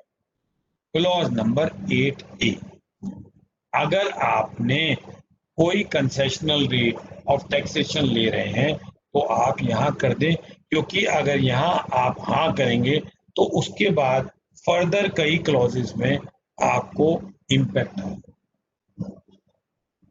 स्कीमा नहीं है इसलिए मैं इसकी डिटेल नहीं बता। बाकी ये 8 क्लॉजेस हैं। आप 8 में जिस पे आप गाइड करना चाहें मुझे बताएं तो मैं उसके ऊपर आपको ले चलूंगा। अदरवाइज मैं आपको क्लॉज 4 पे 2 मिनट लगाऊंगा और कोई चीज आपको और पूछनी हो तो ये पोस्ट। ये सर 9A 9B ये सब क्लॉजेस जो हैं वो पुरानी है, इसमें कोई चेंज नहीं। अगर कोई नया मेंबर है जो पहली बार ऑडिट कर रहा हो वो मुझसे कुछ पूछे तो, अदरवाइज मैं क्लॉज 11B और 11C को एक बार लूंगा। ये बहुत इंपॉर्टेंट है, हम बहुत गलती करते हैं। बाकी क्लॉजेज अगर आपकी कोई रिक्वायरमेंट होगी तो मैं बताऊँ। इसके बाद मैं आपको क्लॉज 16D और E पे थोड़ा बहुत डेलिब्रेशन करूँ। क्लॉज 18 में as I told you amendment आ गया, CA और CB दो इंसर्ट कर दिए गए कॉलम और ये कॉलम उस चीज से करे गए अगर आप कंसेशनल रेट लेते हैं तो आपको आपका ब्रॉड फॉरवर्ड डेप्रिसिएशन नहीं मिलेगा। और ये लॉ में प्रोवाइड करा गया है कि अगर आप कोई ब्रॉड फॉरवर्ड डेप्रिसिएशन हो तो उससे आपकी जो WDV है वो इंक्रीज कर दी जाएगी और आप एनहांस रेट पे डेप्रिसिएशन ले सकते हैं। तो आपकी इस चीज को फैसिलिटेट करने के लिए क्लॉज CA और CB को इंसर्ट करा है 18 के अंदर। ये भी मैं आप कहेंगे तो ले लूंगा। इसके बाद जो है ये सब रेगुलर क्लॉजेज हैं, इनमें आप जहां कहेंगे मैं ले लूंगा। अगला जो है नेक्स्ट जो है 30C गार इन्होंने हटा दिया। इसके बाद इन्होंने 32A जो है वो एक नई डाली है। जैसे कि मैंने बताया ब्रॉड फॉरवर्ड लॉसेस को इन्होंने खत्म करा है और डेप्रिसिएशन को उन्होंने ये कहा है कि आपको खत्म करना है, इसलिए वो यहाँ पे अमेंडमेंट कर दिया। ये एक क्लॉज। अब सर इसके अलावा आप जो है 32A जो है वो मैं ले लूंगा और अगर आपको कोई और क्लॉज लेनी है तो एक बार आप मेंबर को पूछ सकते हैं तो मैं उस क्लॉज को भी नोट कर लेता हूँ।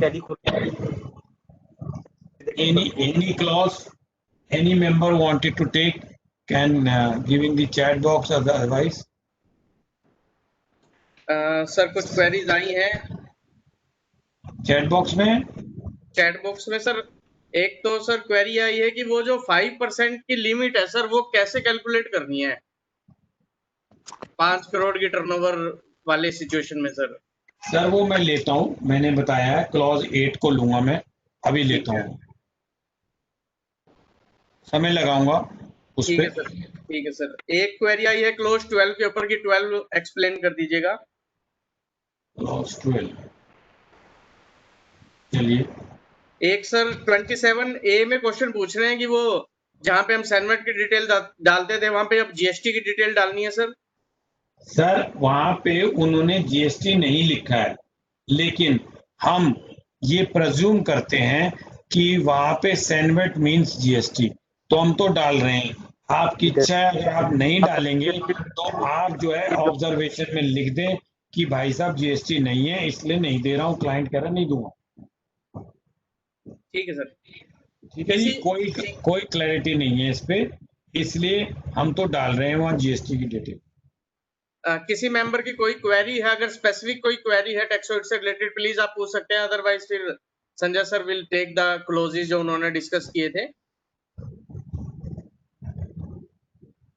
Yes sir. Ankur, what you want? Ankur wanted to say something. Ankur Garg is requesting to annotate the shared content. What do you mean by annotate? Annotate, अंकुर जी क्या है?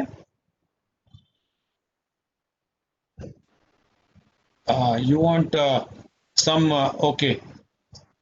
कोई मेरे को अगर कोई चीज वो करनी है, ओके।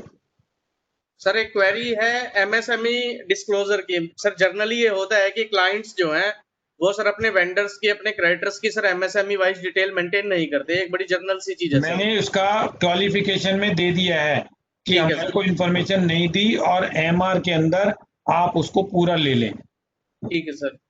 एक सर 44 एडी विद 44 एबी के ऊपर सर किसी ने बोला है कि 2 मिनट सर उस पे लगा दीजिए। लंबा है वो।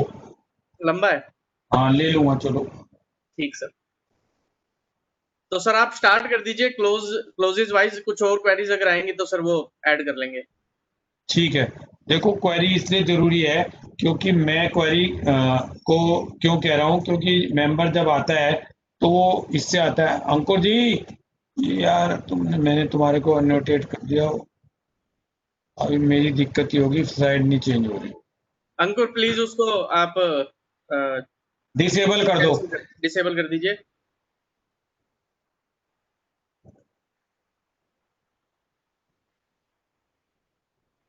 ओके, मेरी स्लाइड नहीं हो रही ना? नहीं सर। ये देखते हैं, अब हो गई।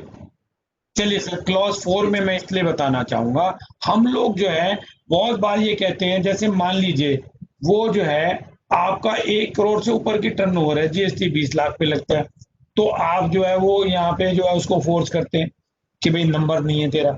अरे सर आपको यहाँ पे अगर नंबर है तो दे दो, नहीं है तो मत दो। हाँ, अगर आपकी रिपोर्ट ही क्वालिफाई होती है, बिकॉज वो आदमी ने ट्रू एंड फेयर ही नहीं है, उसकी लॉयल्टी कितनी निकल आएगी, कल को क्या प्रॉब्लम होगी, तो आपको रिपोर्ट क्वालिफाई करनी है। क्लॉज नंबर 4 में आप कुछ नहीं कर सकते, क्योंकि क्लॉज नंबर 4 ये कहता है कि अगर आप ये सेलेक्ट करो और नंबर डालो। अब कईयों ने मुझे कहा कि सर्विस टैक्स का नंबर भी है, डाल दो। आपका वैट का नंबर भी अभी जिंदा है तो डाल दो। एक्साइज का कोई नंबर है तो जिंदा है तो डाल दो। अब इनडायरेक्ट टैक्स तो सर कितने प्रकार के होते हैं ये तो कानून को भी नहीं पता। 46 आर्टिकल ये कहता है कि इनडायरेक्ट टैक्स जो है वो क्या क्या होता है। कस्टम भी है, एक्साइज भी है, सेंट्रल भी है, सर्विस भी है, सेल्स टैक्स भी है, वैट भी है, जीएसटी भी है, और साथ में क्या कहता है ईटीसी, एंट्री टैक्स भी है, ऑक्ट्राई भी है, खत्म हो गई, लग्जरी टैक्स है, एंटरटेनमेंट, इनके नंबर है तो दे दो, नहीं है तो एमआर में पूछ लो कि भाई ये चीजें हैं। आप रिटर्न रिप्रेजेंटेशन 580 हमारा जो है स्टैंडर्ड ऑफ ऑडिटिंग बोलता है रिटर्न रिप्रेजेंटेशन बहुत जरूरी। ठीक है जी, चलिए 5-6 छोड़ देते हैं। अब आ जाते हैं आपकी 8 नंबर क्लोज पे, जो कंट्रोवर्सी आप सुनना चाह रहे हैं। दो चीजें, 5 लाख वाले से और 44 एडी और 44 एबी। सर क्लॉज ए कौन से लोगों के लिए है, ये टिक करनी है। As a chartered accountant my responsibility if the total sales turnover और gross earning of business exceed 1 crore 44 AB A B profession के लिए, सी इन स्पेसिफिक लोगों के लिए, डी एडीए वालों की अगर आप कर रहे हैं तो उसके लिए, ई 44 AD4 में अगर कर रहे हैं किसी की तो उसके लिए, और थर्ड प्रोवाइजो जहां audit under any other law कर रहे हैं, मैं साहब कंपनी की थर्ड प्रोवाइजो में टिक करता हूं क्योंकि अंडर एनी अदर। ये हमारे इंस्टीट्यूट में भी आया था, तो यहाँ पे हमने ए में भी कर रहे हैं लोग क्योंकि वहां भी क्वालिफाई हो रहे हैं, यहाँ भी हो सकते, लेकिन अब यहाँ पे हम ये देखते हैं कि यहाँ पे ये कहता है क्लोज 44 ABA सेक्शन ABA, जिसके अंदर अभी आपने पूछा था कि 5 करोड़ वालों के लिए क्या करना है, तो मैं इस पे आपको लेके जाऊं। अब सर ये क्या कह रहे हैं, every business if the total sales exceeds or exceed 1 crore rupees, then proviso ये कहता है aggregate of all amount received। अब मैं यहाँ पे आपको कुछ समय लगाता हूं कि क्या इसकी इंटरप्रिटेशन है, क्या इसका मतलब है, फिर हम आपको फिर वापस लाऊंगा एक बार जो दूसरा क्वेश्चन आप लोगों ने रेस किया। सर ये रिटर्न का फॉर्मेट है, रिटर्न के अंदर 3, 5, 6 में ही आया। सर कैसे कैलकुलेट करना है, 3 स्टेप्स। स्टेप नंबर 1 कि आपकी टर्नओवर 1 करोड़ से ऊपर होनी चाहिए और 5 करोड़ से नीचे होनी चाहिए। अगर आपकी टर्नओवर 1 और 5 के बीच में नहीं है, 1 का मतलब 1 करोड़ 1 रुपए, या तो नीचे है या ऊपर है, तो आपके लिए ये क्लॉज नहीं है।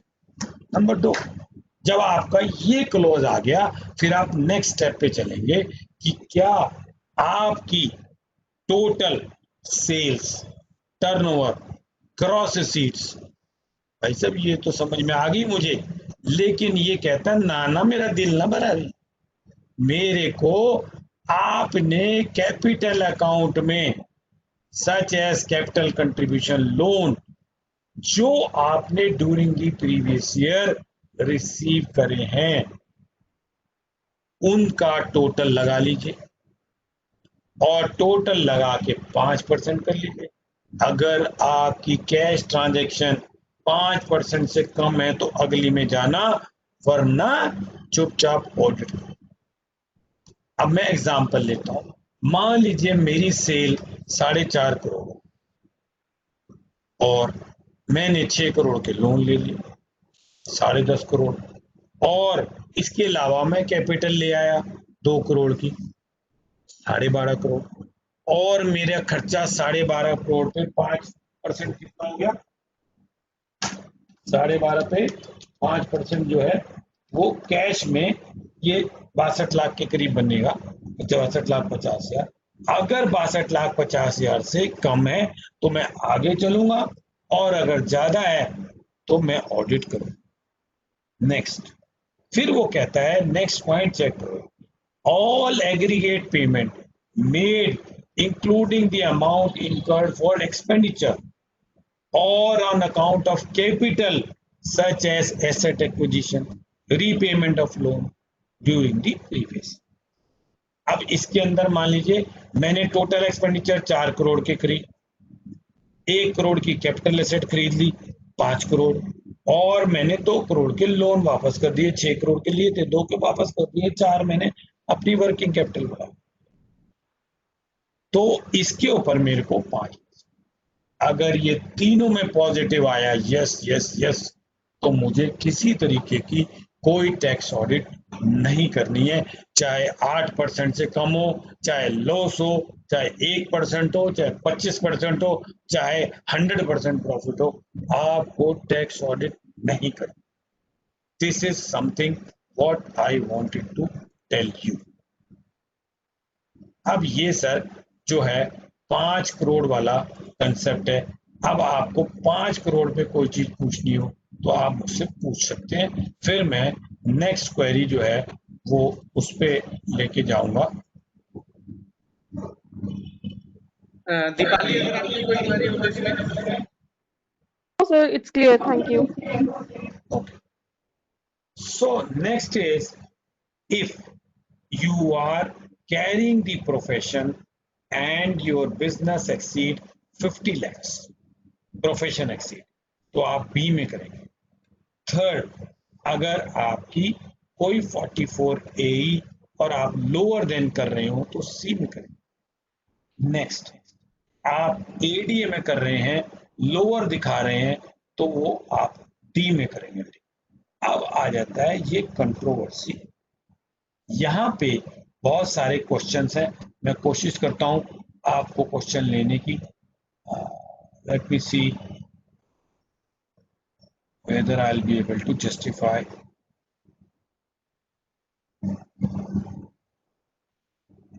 टर्नओवर में क्या क्या इंक्लूड होगा वो सब मैंने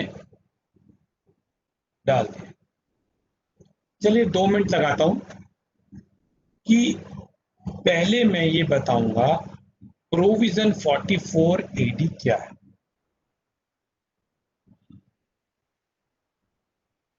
Notwithstanding anything to the contrary contained in 28 to 43C, in case an eligible assessee engaged in eligible business, तो 2 चीजें हो गई। पहले तो एलिजिबल एसएससी भी होना चाहिए, एलिजिबल बिजनेस भी होना चाहिए।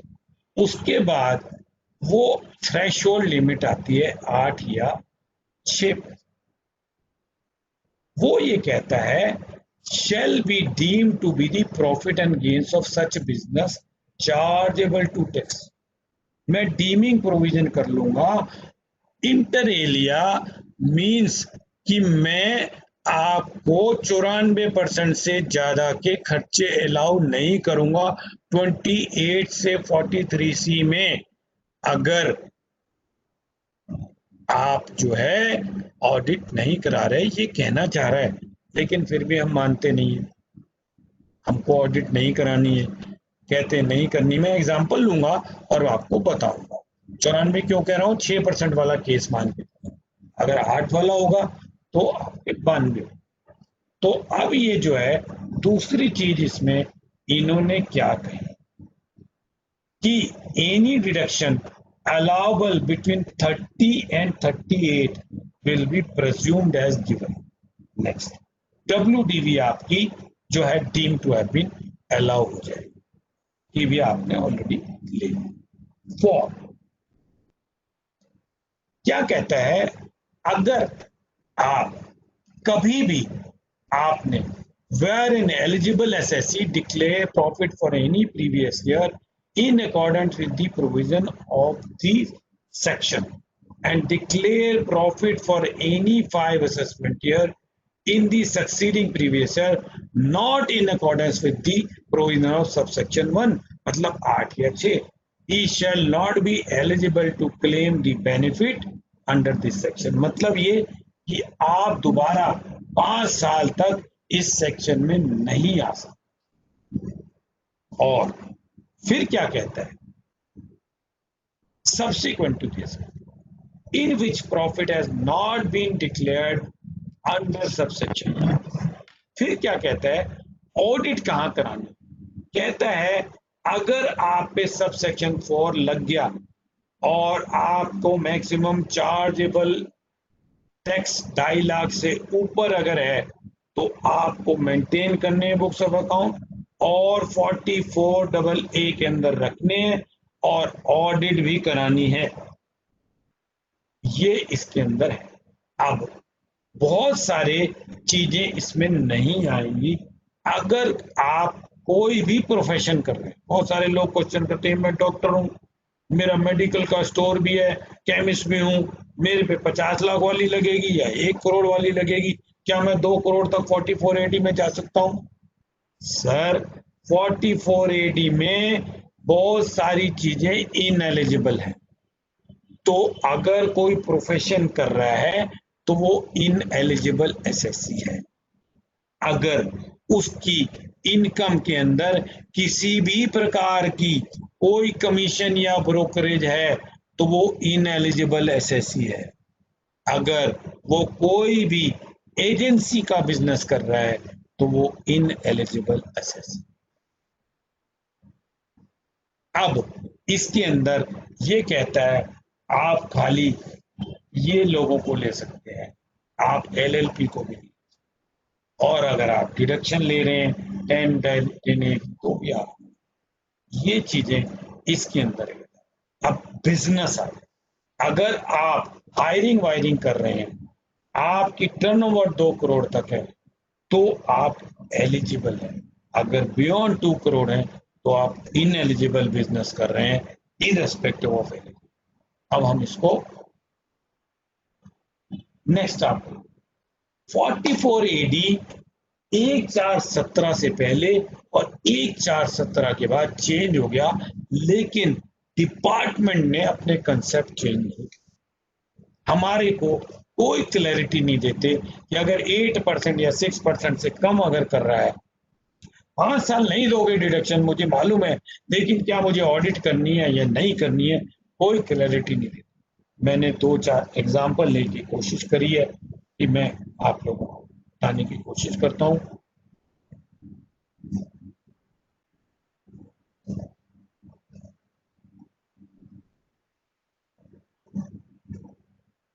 इलस्ट्रेशन 1, वो नया बिजनेस शुरू कर रहा है, पहले उसने कभी नहीं ली और 2 करोड़ से नीचे की टर्न, और उसकी जो है 2,20,000 टैक्सेबल है, तो क्या उसको ऑडिट करानी है? क्योंकि उसने 44AA कभी यूज ही नहीं किया, मैक्सिमम अमाउंट से कम है 2.5 लाख से, उसको ऑडिट नहीं करना। लेकिन उसको बुक्स ऑफ अकाउंट्स रखने हैं, P&L बनाना है, क्योंकि उसके लिए अलग थ्रेशोल्ड लिमिट 25 लाख से ऊपर अगर आपकी टर्नओवर हो जाती है तो 44AA2 कहता है कि आपको बुक्स ऑफ अकाउंट रखने हैं। ये एक एग्जाम्पल 2, अगर आपकी टर्नओवर मान लीजिए आपने बिजनेस 19-20 में शुरू किया 75 लाख और आपकी 2,80,000 कंप्यूटेशन में इनकम आ रही, आप अकाउंट मेंटेन कर रहे हैं, आपको क्या ऑडिट करानी है? नहीं, कोई ऑडिट कराने की जरूरत नहीं है, क्योंकि आपने कभी 44AA को यूज ही नहीं। तीसरा, अगर आप बिजनेस में हैं और आपकी 75 लाख है, सारी आप कैश में कर रहे हैं और आपने लॉस कैलकुलेट कर लिया 3,80,000, 6% से कम आ गया, आपको ऑडिट करानी है? नहीं करानी, क्योंकि 2.5 लाख इनकम ही नहीं बनी, लेकिन बुक्स ऑफ अकाउंट्स रखने हैं, सब कुछ करना। नेक्स्ट क्वेश्चन, 1.25 करोड़ टर्नओवर, सारी कैश में, प्रॉफिट आपका 4,80,000, सिर्फ यही इनकम है। ड्यूरिंग द ईयर आपने प्रेजेंटिव टैक्सेशन ली तो आपको ऑडिट करानी पड़ेगी, और क्योंकि आपका 8% जो है 1.25 करोड़ पे 10 लाख, और आपको बुक्स भी रखनी पड़ेगी, ऑडिट भी करानी पड़ेगी। 44AD5 कहता है, और अगले 5 साल तक आप जो है दोबारा 44AD नहीं कर पाएंगे, आपको वही इसी तरीके से यही आपका एग्जाम्पल है। अगर आप आपका कोई क्वेश्चन हो तो आप मुझसे पूछ सकते। जी सर, जिन्होंने रेस करी थी अगर वो अपने आप को अनम्यूट करना चाहें तो कर ले। राजन जी, आपने क्वेरी पूछी थी 44AD पे, अगर आपकी कोई क्वेरी हो तो। सर एक चैट बॉक्स में क्वेरी आई है, एक सेकेंड।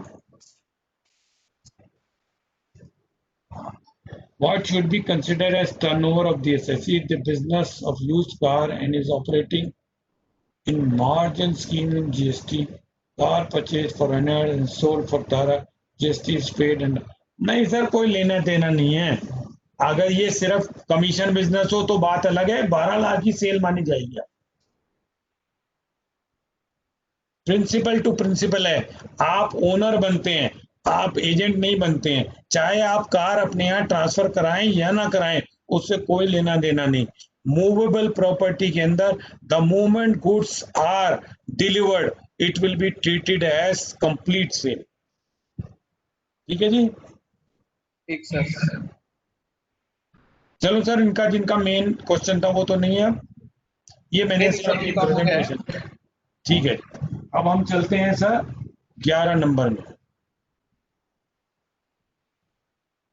बहुत इंपॉर्टेंट है सर, यहां मेरे से एक सर्टिफिकेशन मांगते हैं 11B, और बहुत डेंजरस है। प्लीज बी केयरफुल वाइल ये आर्टिकल्स को मत दे देना, ये क्लॉज बहुत इंपॉर्टेंट।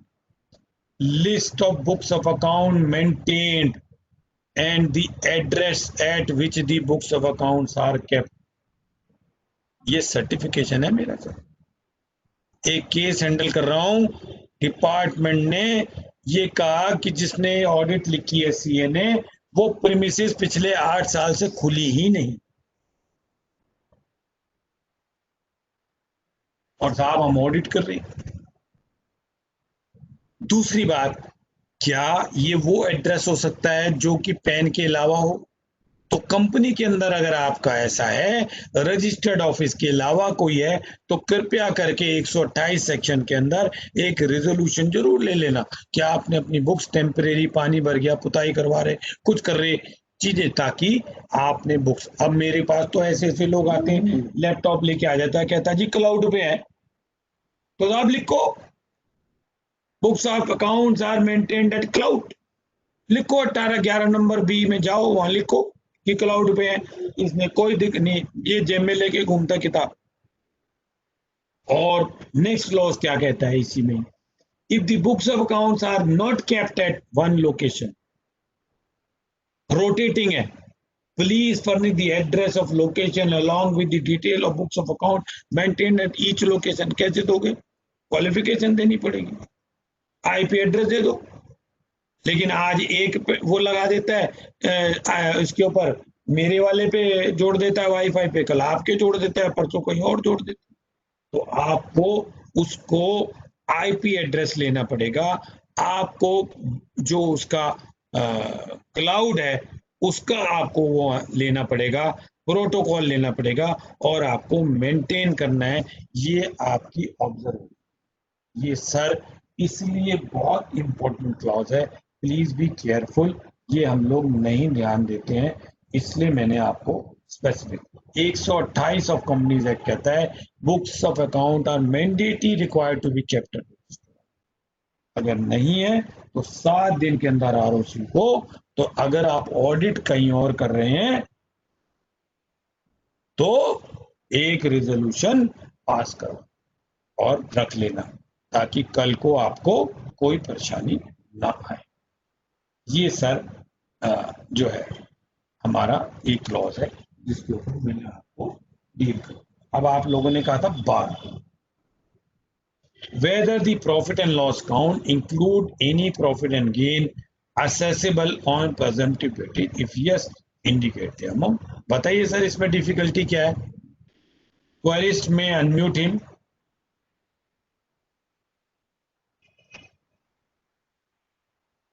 मुझे तो कोई इसमें नहीं है, अगर आपका कोई भी इसमें प्रॉफिट है तो आप चिंता नहीं। हाँ, बहुत सारे लोग कहते हैं जी मेरे 2 बिजनेस हैं, प्रोप्राइटरी हैं, एक मैं जो है वो होलसेल का काम करता हूँ, एक रिटेल का करता हूँ।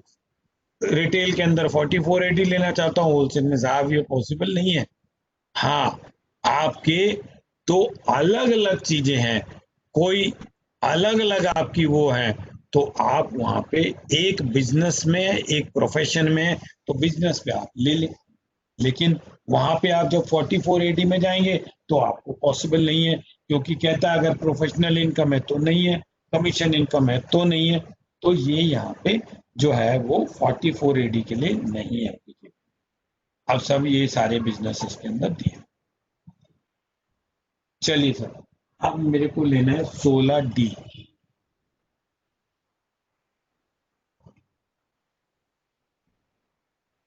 ये बहुत बार 145A के लिए कहते हैं कि एडजस्टमेंट होनी चाहिए, ये होनी चाहिए। साहब मैंने यहाँ पे पूरी तरह दे रखा है, इशूड का गाइडेंस नोट कहता है सैक्रोसेंट है, आपका किसी तरीके का कोई 145A में एडजस्टमेंट नहीं आएगी, चाहे आप इंक्लूसिव मेथड ऑफ अकाउंटिंग कर रहे हैं, चाहे एक्सक्लूसिव मेथड ऑफ अकाउंटिंग।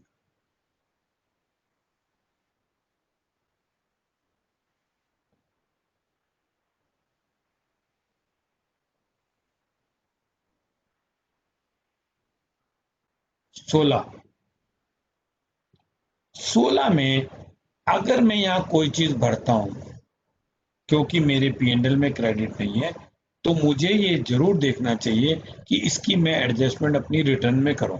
अगर मैंने यहाँ अमाउंट दे दिया और आपने रिटर्न में वो इनकम नहीं दिखाई, तो 143(1) में आपका capital receipt which is in the nature of profit वो यहाँ दिखाना, नहीं तो वो जो है आपके आ जाएगा। कैपिटल रिसीट के लिए आप ऑब्जर्वेशन में दिखा सकते हैं। ये जो है वेरी इंपॉर्टेंट है। 16 नंबर हमारी D और E। इसके बाद हम आएंगे 18 जो नई क्लॉज आई है,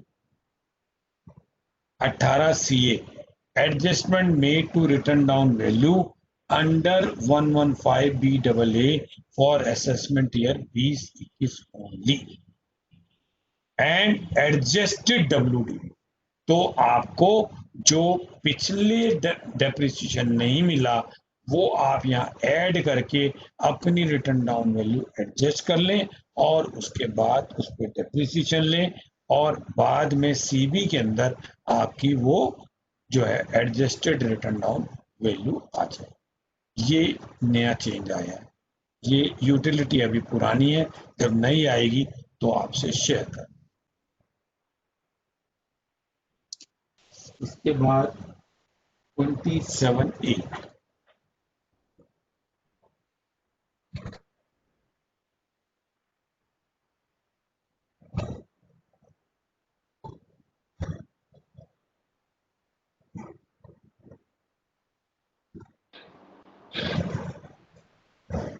MSMED वाले पे तो मैंने बता ही दिया था।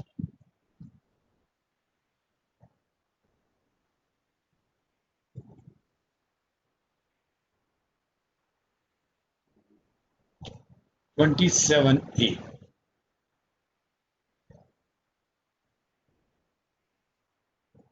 सेनवेट वाला जो आपने कहा बिल्कुल ठीक है, आपकी मर्जी आए आप दें, नहीं देना चाहें तो आप ऑब्जर्वेशन में दे दीजिए कि यहाँ GST नहीं है इसलिए हम नहीं दे रहे।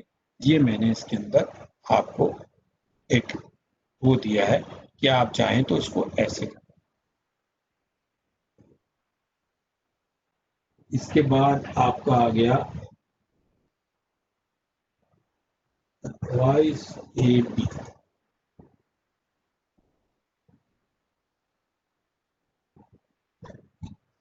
ये जो है वो आपके शेयर से रिलेटेड है, ये आपको डिटेल भरनी है। ये आपकी जो है वो 29 जो है, फिर हमें 32A में ले। आपकी कोई क्वेरी हो तो आप मुझे रेज कर सकते हैं। किसी भी मेंबर की कोई क्वेरी हो तो प्लीज आप अनम्यूट करके पूछ लीजिए, क्योंकि फिर पीछे जाना थोड़ा मुश्किल हो जाता है। अभी शुरू ही नहीं करी किसी ने ऑडिट। सर एक चैट बॉक्स में क्वेरी आई है। अच्छा जी, मैं खोल के देख लेता हूँ। A director of a jewelry company wants to bring his personal loan in the company, in lieu of which company will show his loan. Company will not pay him any concession. How to show this loan amount?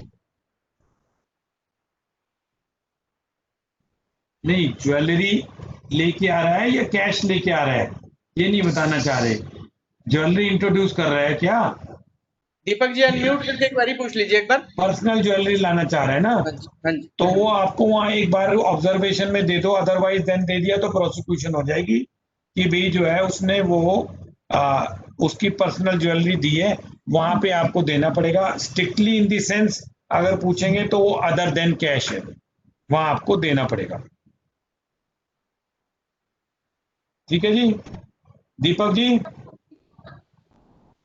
ठीक sir. Okay, अब आ sir जाते आई हैं। Have a sir एक आध return में ऐसा हुआ है कि वो 5% का क्लॉज चेक नहीं किया एंड टैक्स ऑडिट कर दिया है, तो अब उस केस में हम क्या करें? मुंह बंद करके बैठे रहो। रिवीजन या कुछ नहीं सोचे एक उसके काय लिए? का रिवीजन करोगे भाई, अपने आप बैल मुझे मार। Okay, right sir. दूसरी, अभी क्या करोगे? अभी कुछ नहीं कर सकते। हाँ, रिवीजन आपको करना है तो आप वहां पे ऑब्जर्वेशन में दीजिए कि क्लाइंट का आप एंगेजमेंट लेटर में ले लो। Engagement letter will give you some strength. Okay sir. अब 32A के अंदर सर ये रेड वाली दो क्लॉजेज आ गई। All losses allowance not allowed under 115BAA, यहाँ आपको डालने। ठीक है जी, उसमें से कितने आपने डेप्रिसिएशन में एडजस्ट कर दिए, वो जो कि आपने 18 नंबर में ले गए, बैलेंस आपको यहाँ कैरी। ये जो है इसके अंदर ये चीज, इसके अलावा और कोई नहीं। सर ICDS की reporting in summary. Okay, I have to go back. और कोई चीज आप बताना चाहें तो आप बताएं, फिर मैं एक दो चीजें और कोई आपको पूछना हो, कोई क्वेरी इंपॉर्टेंट हो तो फिर मैं इनकी एक ICDS वाले में एक बार फिर स्टॉप शेयरिंग करके दोबारा लाऊंगा, क्योंकि सर बहुत पीछे। एक हाँ तो जी, जनरल क्वेरीज हैं। हाँ बोलिए ना। एक तो सर जो टैक्स ऑडिट रिपोर्ट का फॉर्मेट है उसमें पैन और आधार सब्स्टिट्यूट में दिखाए हैं एक दूसरे के, प्रैक्टिकली हो गया है सर ये? अभी नए उसमें आने हैं, स्कीमा नया आएगा उसमें आएगा। तो आधार के बेसिस पे भी सर टैक्स ऑडिट होगा, मतलब जहां जहां पैन देना है चाहे किसी भी क्लोज में हो, कहीं आधार भी। डालिए। हाँ जी। अच्छा, दूसरा सर एक जो पिछले 2 सालों से बड़ा जर्नल चल रहा है सर, EPF ESI एक दिन भी लेट हो जाता है तो डिसअलाउ कर देता है सर डिपार्टमेंट प्रोसेसिंग के टाइम पे। अब सर मैं यहाँ पे एक बात बताना चाहूंगा, दो चीजें हैं।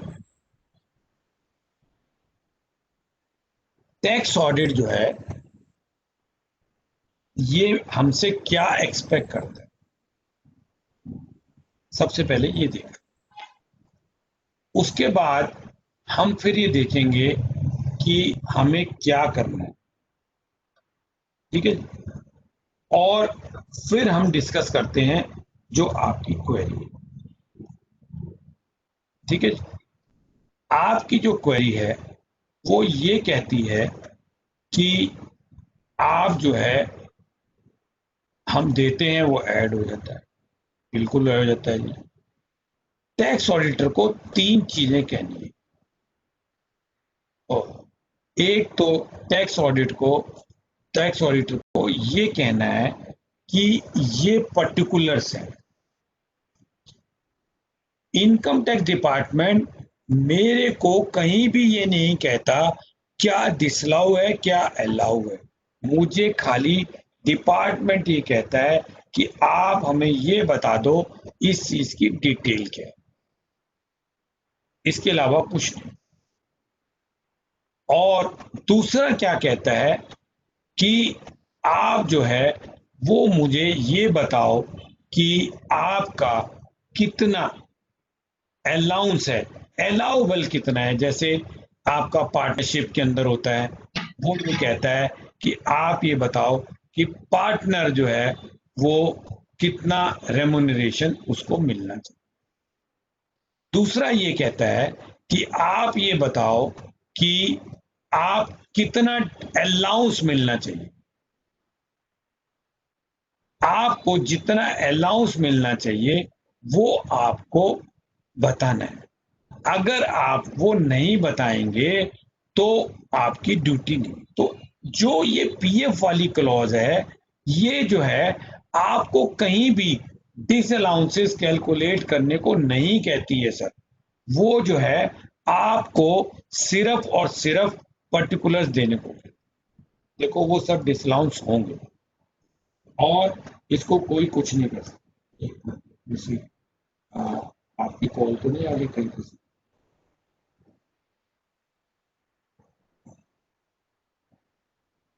नहीं, गुरु जी का फोन है, वो एक्चुअली 5 बजे सेशन शुरू होना है ना। अब आपको मैं जो बता रहा हूँ, क्लॉज नंबर कितनी है, शायद 17 है ना, शायद 16।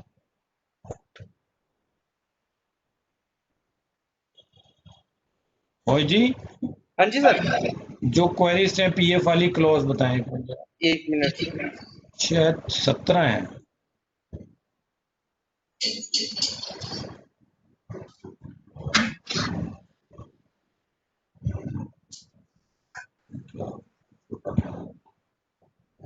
सर 20 है सर, 20। 20, अच्छा एक मिनट।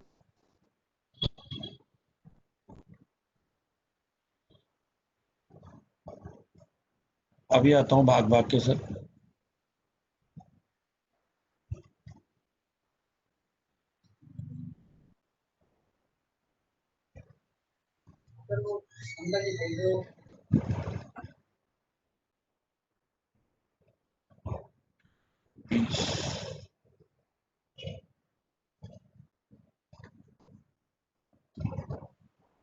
मैं अल्टरनेटिव देता हूँ, since I am on record. ये ऑफ द लाइन भी बात कर सकते हैं। कोई इशू नहीं सर, बाद में नहीं, वी कैन डिस्कस दिस एक, क्वेरी। एक,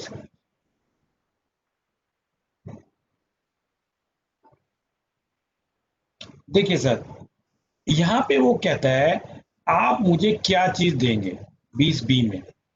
ये कहता है मुझे सिर्फ आप सम रिसीव ड्यू डेट बता दें, एक्चुअल डेट। यहाँ 2 चीजें बताना चाहूंगा। पिछले साल में फरवरी और मार्च की डेट चेंज हो गई, वो उन्होंने जो है कोविड की वजह से लॉ में चेंज कर दिया, तो वो आपको डेट दूसरी। Actual amount, actual date of payment. हमें किसी प्रकार का कोई भी अलाउंस या डिसअलाउंस कैलकुलेट नहीं करना। इट्स अ डिस्क्लोजर रिक्वायरमेंट, और ये जाएगा, और ये मैटर अभी सुप्रीम कोर्ट तक चलेगा। मैं 1-2 अपीलें जीता हूँ, कुछ एक ट्राइब्यूनल में भी जीता हूँ, और इसके लिए डॉक्टर गिरीश ओझा गुरु जी ने एक सर्कुलर भी दिया था, वो आप लोगों को मेरे को मेल कर दें, तो जिसको चाहिए होगा मैं दे दूंगा। तो ये जो है आपका अभी जो आया है चेंज, ये आपकी चेंज हो गई है डेट ईएसआई और पीएफ के अंदर। फरवरी और मार्च की 15 मार्च और 15 अप्रैल से 15 अप्रैल और 15 मई हो गई। तो ये आपको चेंज करनी है डेट, ड्यू डेट में ध्यान रखिएगा, पिछले साल की तरह ना कर दीजिएगा। ये मैंने वो आपको सर्कुलर बता दिया है, कौन सा सर्कुलर है, कहाँ पे वो उन्होंने डेट्स को एक्सटेंड। ये सर मेरा जो है टोटल है। अब आपकी और कोई क्वेरी हो तो आप मुझे बताएं, क्योंकि समय अभी है। और सर जनरली प्रोप्राइटरशिप के केस में सर एक सिचुएशन आती है कि हम प्रोप्राइटर के एक पर्टिकुलर बिजनेस का ऑडिट कर रहे होते हैं, और उस प्रोप्राइटर की सर अदर देन बिजनेस कुछ और जैसे चैप्टर 6 से डिडक्शन हो, या उसको कोई गिफ्ट मिला है, या उसने कोई प्रॉपर्टी सेल की है जिसमें वैल्यूएशन का इशू है, लेकिन वो सारी चीजें उसकी बुक्स ऑफ अकाउंट से बाहर है सर। तो इनमें से किसी भी चीज का सर डिस्कशन ऑडिट रिपोर्ट में नहीं होगा? बिल्कुल नहीं होगा। आप मैंडेट में लिखें, वहां पे लिखें कि हमसे बिजनेस की करा रहा है, इसके पर्सनल अफेयर के हम जिम्मेवार नहीं है। तो सर मान लीजिए सर उसने 80C की जो डिडक्शंस है उनकी पेमेंट उसने अपनी बुक्स ऑफ अकाउंट से की है और ड्राइंग्स में दिखाया है, तो क्या वो हमें सर चैप्टर 6 से का जो डिस्क्लोजर है टैक्स ऑडिट में वहां दिखानी जरूरी है सर हमारी? आप देखिए, आपकी मर्जी आए दीजिए, नहीं आए तो ड्राइंग्स में डेबिट होगी। आपको क्या पता किस लिए, ना रसीद दिखा रहा ना कुछ कर रहा, मुझे क्या पता।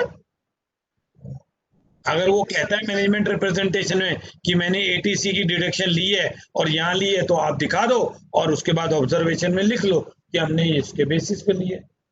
ठीक है सर। और सर जो स्टॉक की क्वांटिटेटिव डिटेल्स दिखानी होती हैं सर, हाँ जी, वो कितनी क्रूशियल है? क्योंकि मेरे पास सर कुछ क्वेरीज आई हैं, बहुत सारे केसेस में लोग सर बहुत स्किप कर जरूरी देते है, हैं उसको। बहुत जरूरी है। अगर नहीं दोगे तो 100% केस आएगा, ट्रू एंड फेयर व्यू कैसे दे रहे हो। सर प्रोफेशनल्स के केस में क्या करें? डॉक्टर्स हैं, क्वांटिटी डॉक्टर की डिटेल। क्या जरूरत है? डॉक्टर की क्या होता है वहां पे? स्टॉक रजिस्टर किस चीज का होता है? सर उनकी वो वैक्सीन वगैरह होती हैं, मेडिसिन होती हैं थोड़ी बहुत। कंज्यूम दिखा दो।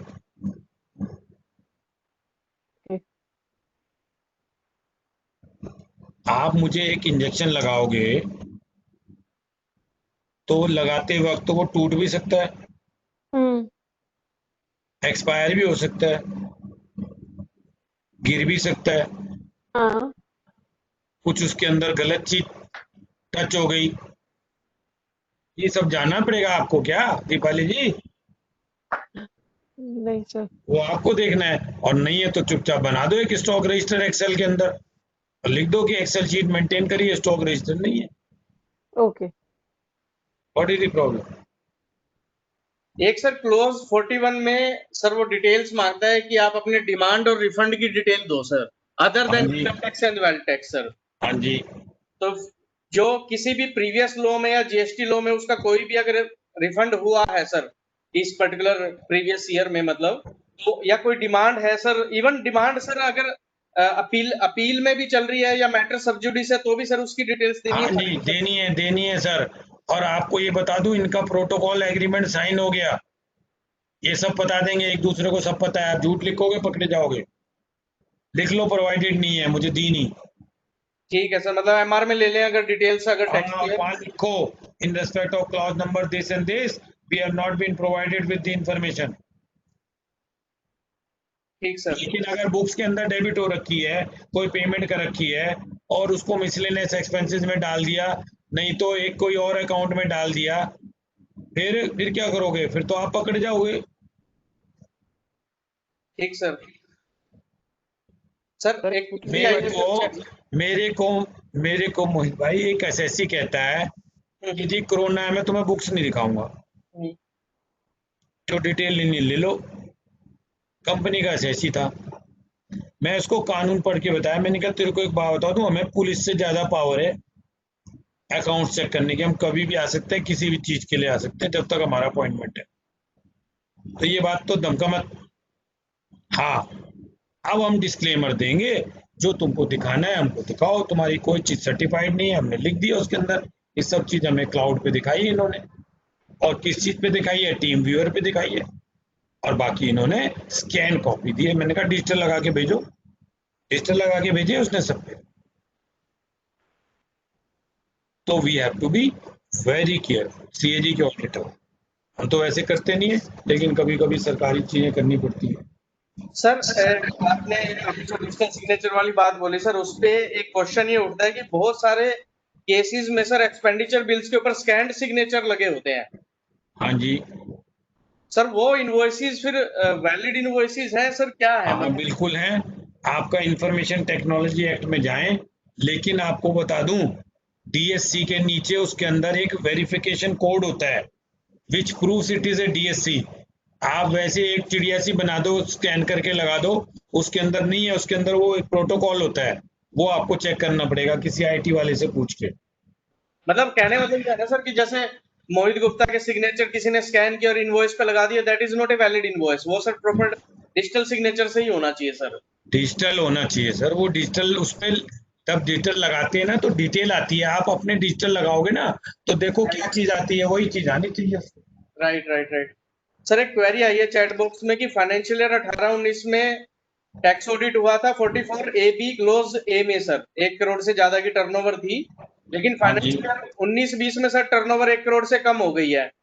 हाँ, तो इस केस में सर, और उसने कभी 44 एडी नहीं लिया, तो इस केस में ऑडिट नहीं होगा सर उसका? कोई जरूरत नहीं है, चाहे 6% से कम हो, लेकिन आपको पीएनएल भरना पड़ेगा, आपको बैलेंस शीट बनानी पड़ेगी, सब कुछ करना पड़ेगा। मतलब ITR 3 कंप्लीट फाइल होगी सर बैलेंस शीट हाँ P&L के जी, साथ? हाँ जी, हाँ जी, सर एक क्वेरी है छोटी सी। हाँ जी, बोलिए। सर जो आपने अभी इन्वेंट्री के बारे में कहा, क्लाइंट ना जनरली हमें कहता है कि मैं इन्वेंट्री रिकॉर्ड मेंटेन नहीं कर रहा, जैसे मेडिकल वाले हो गए, होलसेलर, या ये जैसे गांधीनगर में कपड़े वाले हो गए, उस केस में सर हमें क्या करना चाहिए? भारत जी, 3 चीजें हैं। Sir number 1, are we supposed to cover everything what the client is saying? Number one. Number two, are we supposed to see it that client doesn't come in the problem in future? Number 3, मैं बच जाऊं उसका जो मर्जी होता रहे। देखिए, अगर आपको कोई चीज नहीं दी तो क्लोजिंग स्टॉक कैसे निकले, आप उसको सर्टिफाई करवा रहे हो। क्वांटिटेटिव डिटेल आपकी नहीं देगा तो आप रिपोर्ट क्वालिफाई करो, वहां लिखा है, मैंने आपको अभी बताया, stock accounts are not maintain, आप उसके अंदर दे दो। लेकिन अगर वो कहता है कि मैं 31 मार्च का दे देता हूं तो आप उसके अंदर लिखो कि इसने नहीं रखा। लेकिन अगर हमको फ्यूचर देखना है, देखो क्लाइंट जिंदा रहेगा तो हम जिंदा रहेंगे, क्लाइंट नहीं रहेगा तो हम कैसे रहेंगे। तो आप उसमें ये कह सकते हैं उसने स्टॉक रजिस्टर नहीं रखा लेकिन एक्सेल के ऊपर कोई चीज मेंटेन करके रखी है। एक बात बता दूं, कोई भी बिजनेसमैन, मैं आपको ऐसा एग्जांपल देता हूं, आप मेडिकल स्टोर पे जाते हो, कहता मैं स्टॉक रजिस्टर नहीं रखता।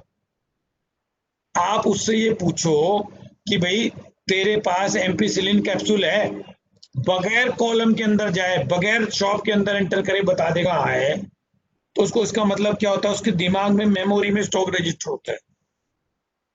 तो एक्सेल शीट पे बना लो, आप लिख दो स्टॉक रजिस्टर नहीं है लेकिन स्टॉक रिकॉर्ड है। अगर आप फिर दूसरी चीज, मैं हमेशा एक कहता हूं कि एबीसी एनालिसिस कर लो। मान लीजिए आप 1 रुपए से लेकर और 10,000 रुपए तक की आइटम में डील करते हो। अरे जी, जी तो आप जो है महंगी आइटमों का स्टॉक रजिस्टर कर दो, जनरल वाले को आप जो है क्वालिफाई कर दो कि भाई जनरल वाले मटेरियल नहीं है और उसके अंदर ये तो सर पॉजिटिव थिंकिंग है। और नेगेटिव थिंकिंग ये है, no stock record maintain, as such it is not possible for us to certify the true and fair correct. खत्म। अब जो सर हमें क्लाइंट क्या कहता है जब हम उसको स्टॉक के बारे में बात करते हैं ना, 31 मार्च का वो हमें स्टॉक की वैल्यूएशन को फिजिकली काउंट कर दिखा देता है, जी हमने फिजिकल काउंट किया था एक्सेल के ऊपर बना के और वैल्यूएशन करके दे दिया। लेकिन आप तो थे नहीं, जी आपने वेरिफिकेशन करी ना, मैंने नहीं करी। हमने नहीं करी तो आप लिखो। और कोविड में तो आपको बहुत बढ़िया दिया है कि उस दिन लॉकडाउन था, पॉसिबल ही नहीं था आपको वैल्यू करना, तो आपने बैकवर्ड इंटीग्रेशन से वो जो है वैल्यूएशन करी है। जी सर, और हम ना उसमें वो कहता है जी जो ड्यूरिंग द ईयर इनवर्ड और आउटवर्ड है वो मैं नहीं दे सकता, तो हम नहीं देगा तो क्वालिफाई कर दो ना बॉस, आप अपने में लिख दो। हम उसमें यही लिखते हैं कि due to numerous items quantitative detail has not been maintained by the client, हाँ, produce stock has been physically verified and valued by others में डाल दो, और अगर हाँ। वहां डालोगे तो आपको सीधा केस चढ़ जाएगा परवान। हम तो डालते हैं सर, उसको रूटीन में हाँ, डाल रहे हैं हम तो पिछले डाल दो, 6-7 ट्रेन में डाल दो, अपने आप मेंटेन करने लग जाएगा 1-2 साल में। सर पता नहीं 7-8 साल से तो हम रिपोर्टिंग किए जा रहे हैं। कोई बात नहीं सर, 7-8 साल से फेसलेस नहीं था ना, अब तो फेसलेस हो गया ना। हाँ जी, अभी तो वो खुद ही बना लेंगे। भाई साहब आने वाला टाइम पता क्या कह रहा है, आप पिज्जा ऑर्डर करोगे ना तो कह देगा नहीं दूंगा ये वाला पिज्जा, तेरी सेहत के लिए ठीक नहीं है। सही है सर, डिपार्टमेंट अपने आप कैलकुलेट करके बता देगा कितनी इन्वेंट्री है। सही है सर, सही है। Right sir, anything else? Sir अगर किसी और में कोई भी क्वेरी और GST audit income tax audit से रिलेटेड प्लीज पूछ लीजिए। सर एक और था इसी में टैक्स ऑडिट में, सर पैरा नंबर 34A, उसमें सर जो पॉइंट नंबर 3 है, जो 3 नंबर कॉलम है वहां पे ना वो पूछता है total expenditure during the year on which TDS is required to be deducted. Yes sir उस फिगर में कैसे क्या करूं सर, उसमें मेरे को थोड़ी प्रॉब्लम ये आती है, जितने रिपेयर एंड मेंटेनेंस के खर्चे होते हैं वो खर्चे क्लाइंट के क्लब्ड होते हैं, क्योंकि उसमें मटेरियल भी आता है और वो भी होता है जिसके ऊपर टीडीएस लिख दो इंफॉर्मेशन नॉट प्रोवाइडेड। तो अब भी वो तो हम लिखते हैं सर, उसमें लिख देते हैं कि ये कोई इन्फॉर्मेशन नहीं दी, तो हम ना क्या करते हैं जो पॉइंट नंबर 4 वाला अमाउंट होता है वही 3 में डाल देते हैं। क्या नहीं, ये ठीक है वो प्रैक्टिस नहीं कर सर? सकते, गलत है। आनंद जी आप अर्थक से फोन पे बात कर लीजिएगा। ठीक है सर। सर रूबरू, और इसमें एक डिसएडवांटेज है ना थोड़ा सा, ये मोहित बदमाश है, ये रिकॉर्ड भी कर रहा है ठीक है सर, मैं बात और कर कोई लूंगा भी आपसे। रिकॉर्ड कर सकता है। ठीक है सर, मैं बात कर लूंगा आपसे। ठीक है ना जी, जी सर, जी सर। कर देंगे, बता देंगे आप। ठीक है sir, okay sir. Okay, sir. So with this, thank you very much for everyone. Now back to Mohitji for the final conclusion of session. Any query, you are once again also, you can call me at any time. You can write me anytime. Thank you, sir. We have with us our honorable member CS Rawat ji. Rawat ji, आप अगर कुछ closing में add करना चाहें regarding tax audit, please. प्रधान जी को नमस्कार।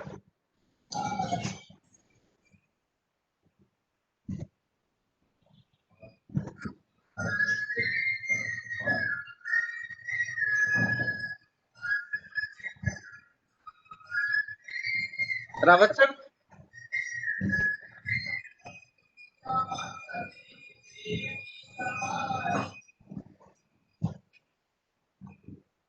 राव जी शायद नहीं सुन रहे। सर आवाज आ नहीं रही, ठीक है। So thank you Sanjay sir, thank you to everyone. अभी भी अगर आप लोगों की किसी की कोई क्वेरी रहती है तो आप सर को लिख सकते हैं, सर से बात कर सकते हैं। और सर मेंबर्स की रिक्वेस्ट आई है कि प्रेजेंटेशंस जो है ना सर, आप 1-2 दिन में प्लीज शेयर कर दीजिएगा। ये वाली भी दे दूंगा, लेकिन अभी 206C वाली थोड़ी अब डेवलप होगी, ठीक वो है अभी सर, पहली है, उसको 2-4-5 दिन बाद दूंगा। ठीक है ये सर। टैक्स ऑडिट की आप मुझे मेल कर दें, जिस मैं मेल पे, उस पे मैं दे दूं। मैं मेल कर देता हूं सर, आप प्लीज शेयर कर दीजिए। I will give it in 1 minute. Thank you sir, thank you. Thank you Mohit ji, thanks once again. Prakash ji को, रावत जी को, सबको मेरा नमस्कार। Thank you sir. और आप लोगों ने बहुत अच्छा मेरा दिल लगाया, thank you very much. Stay safe, stay healthy.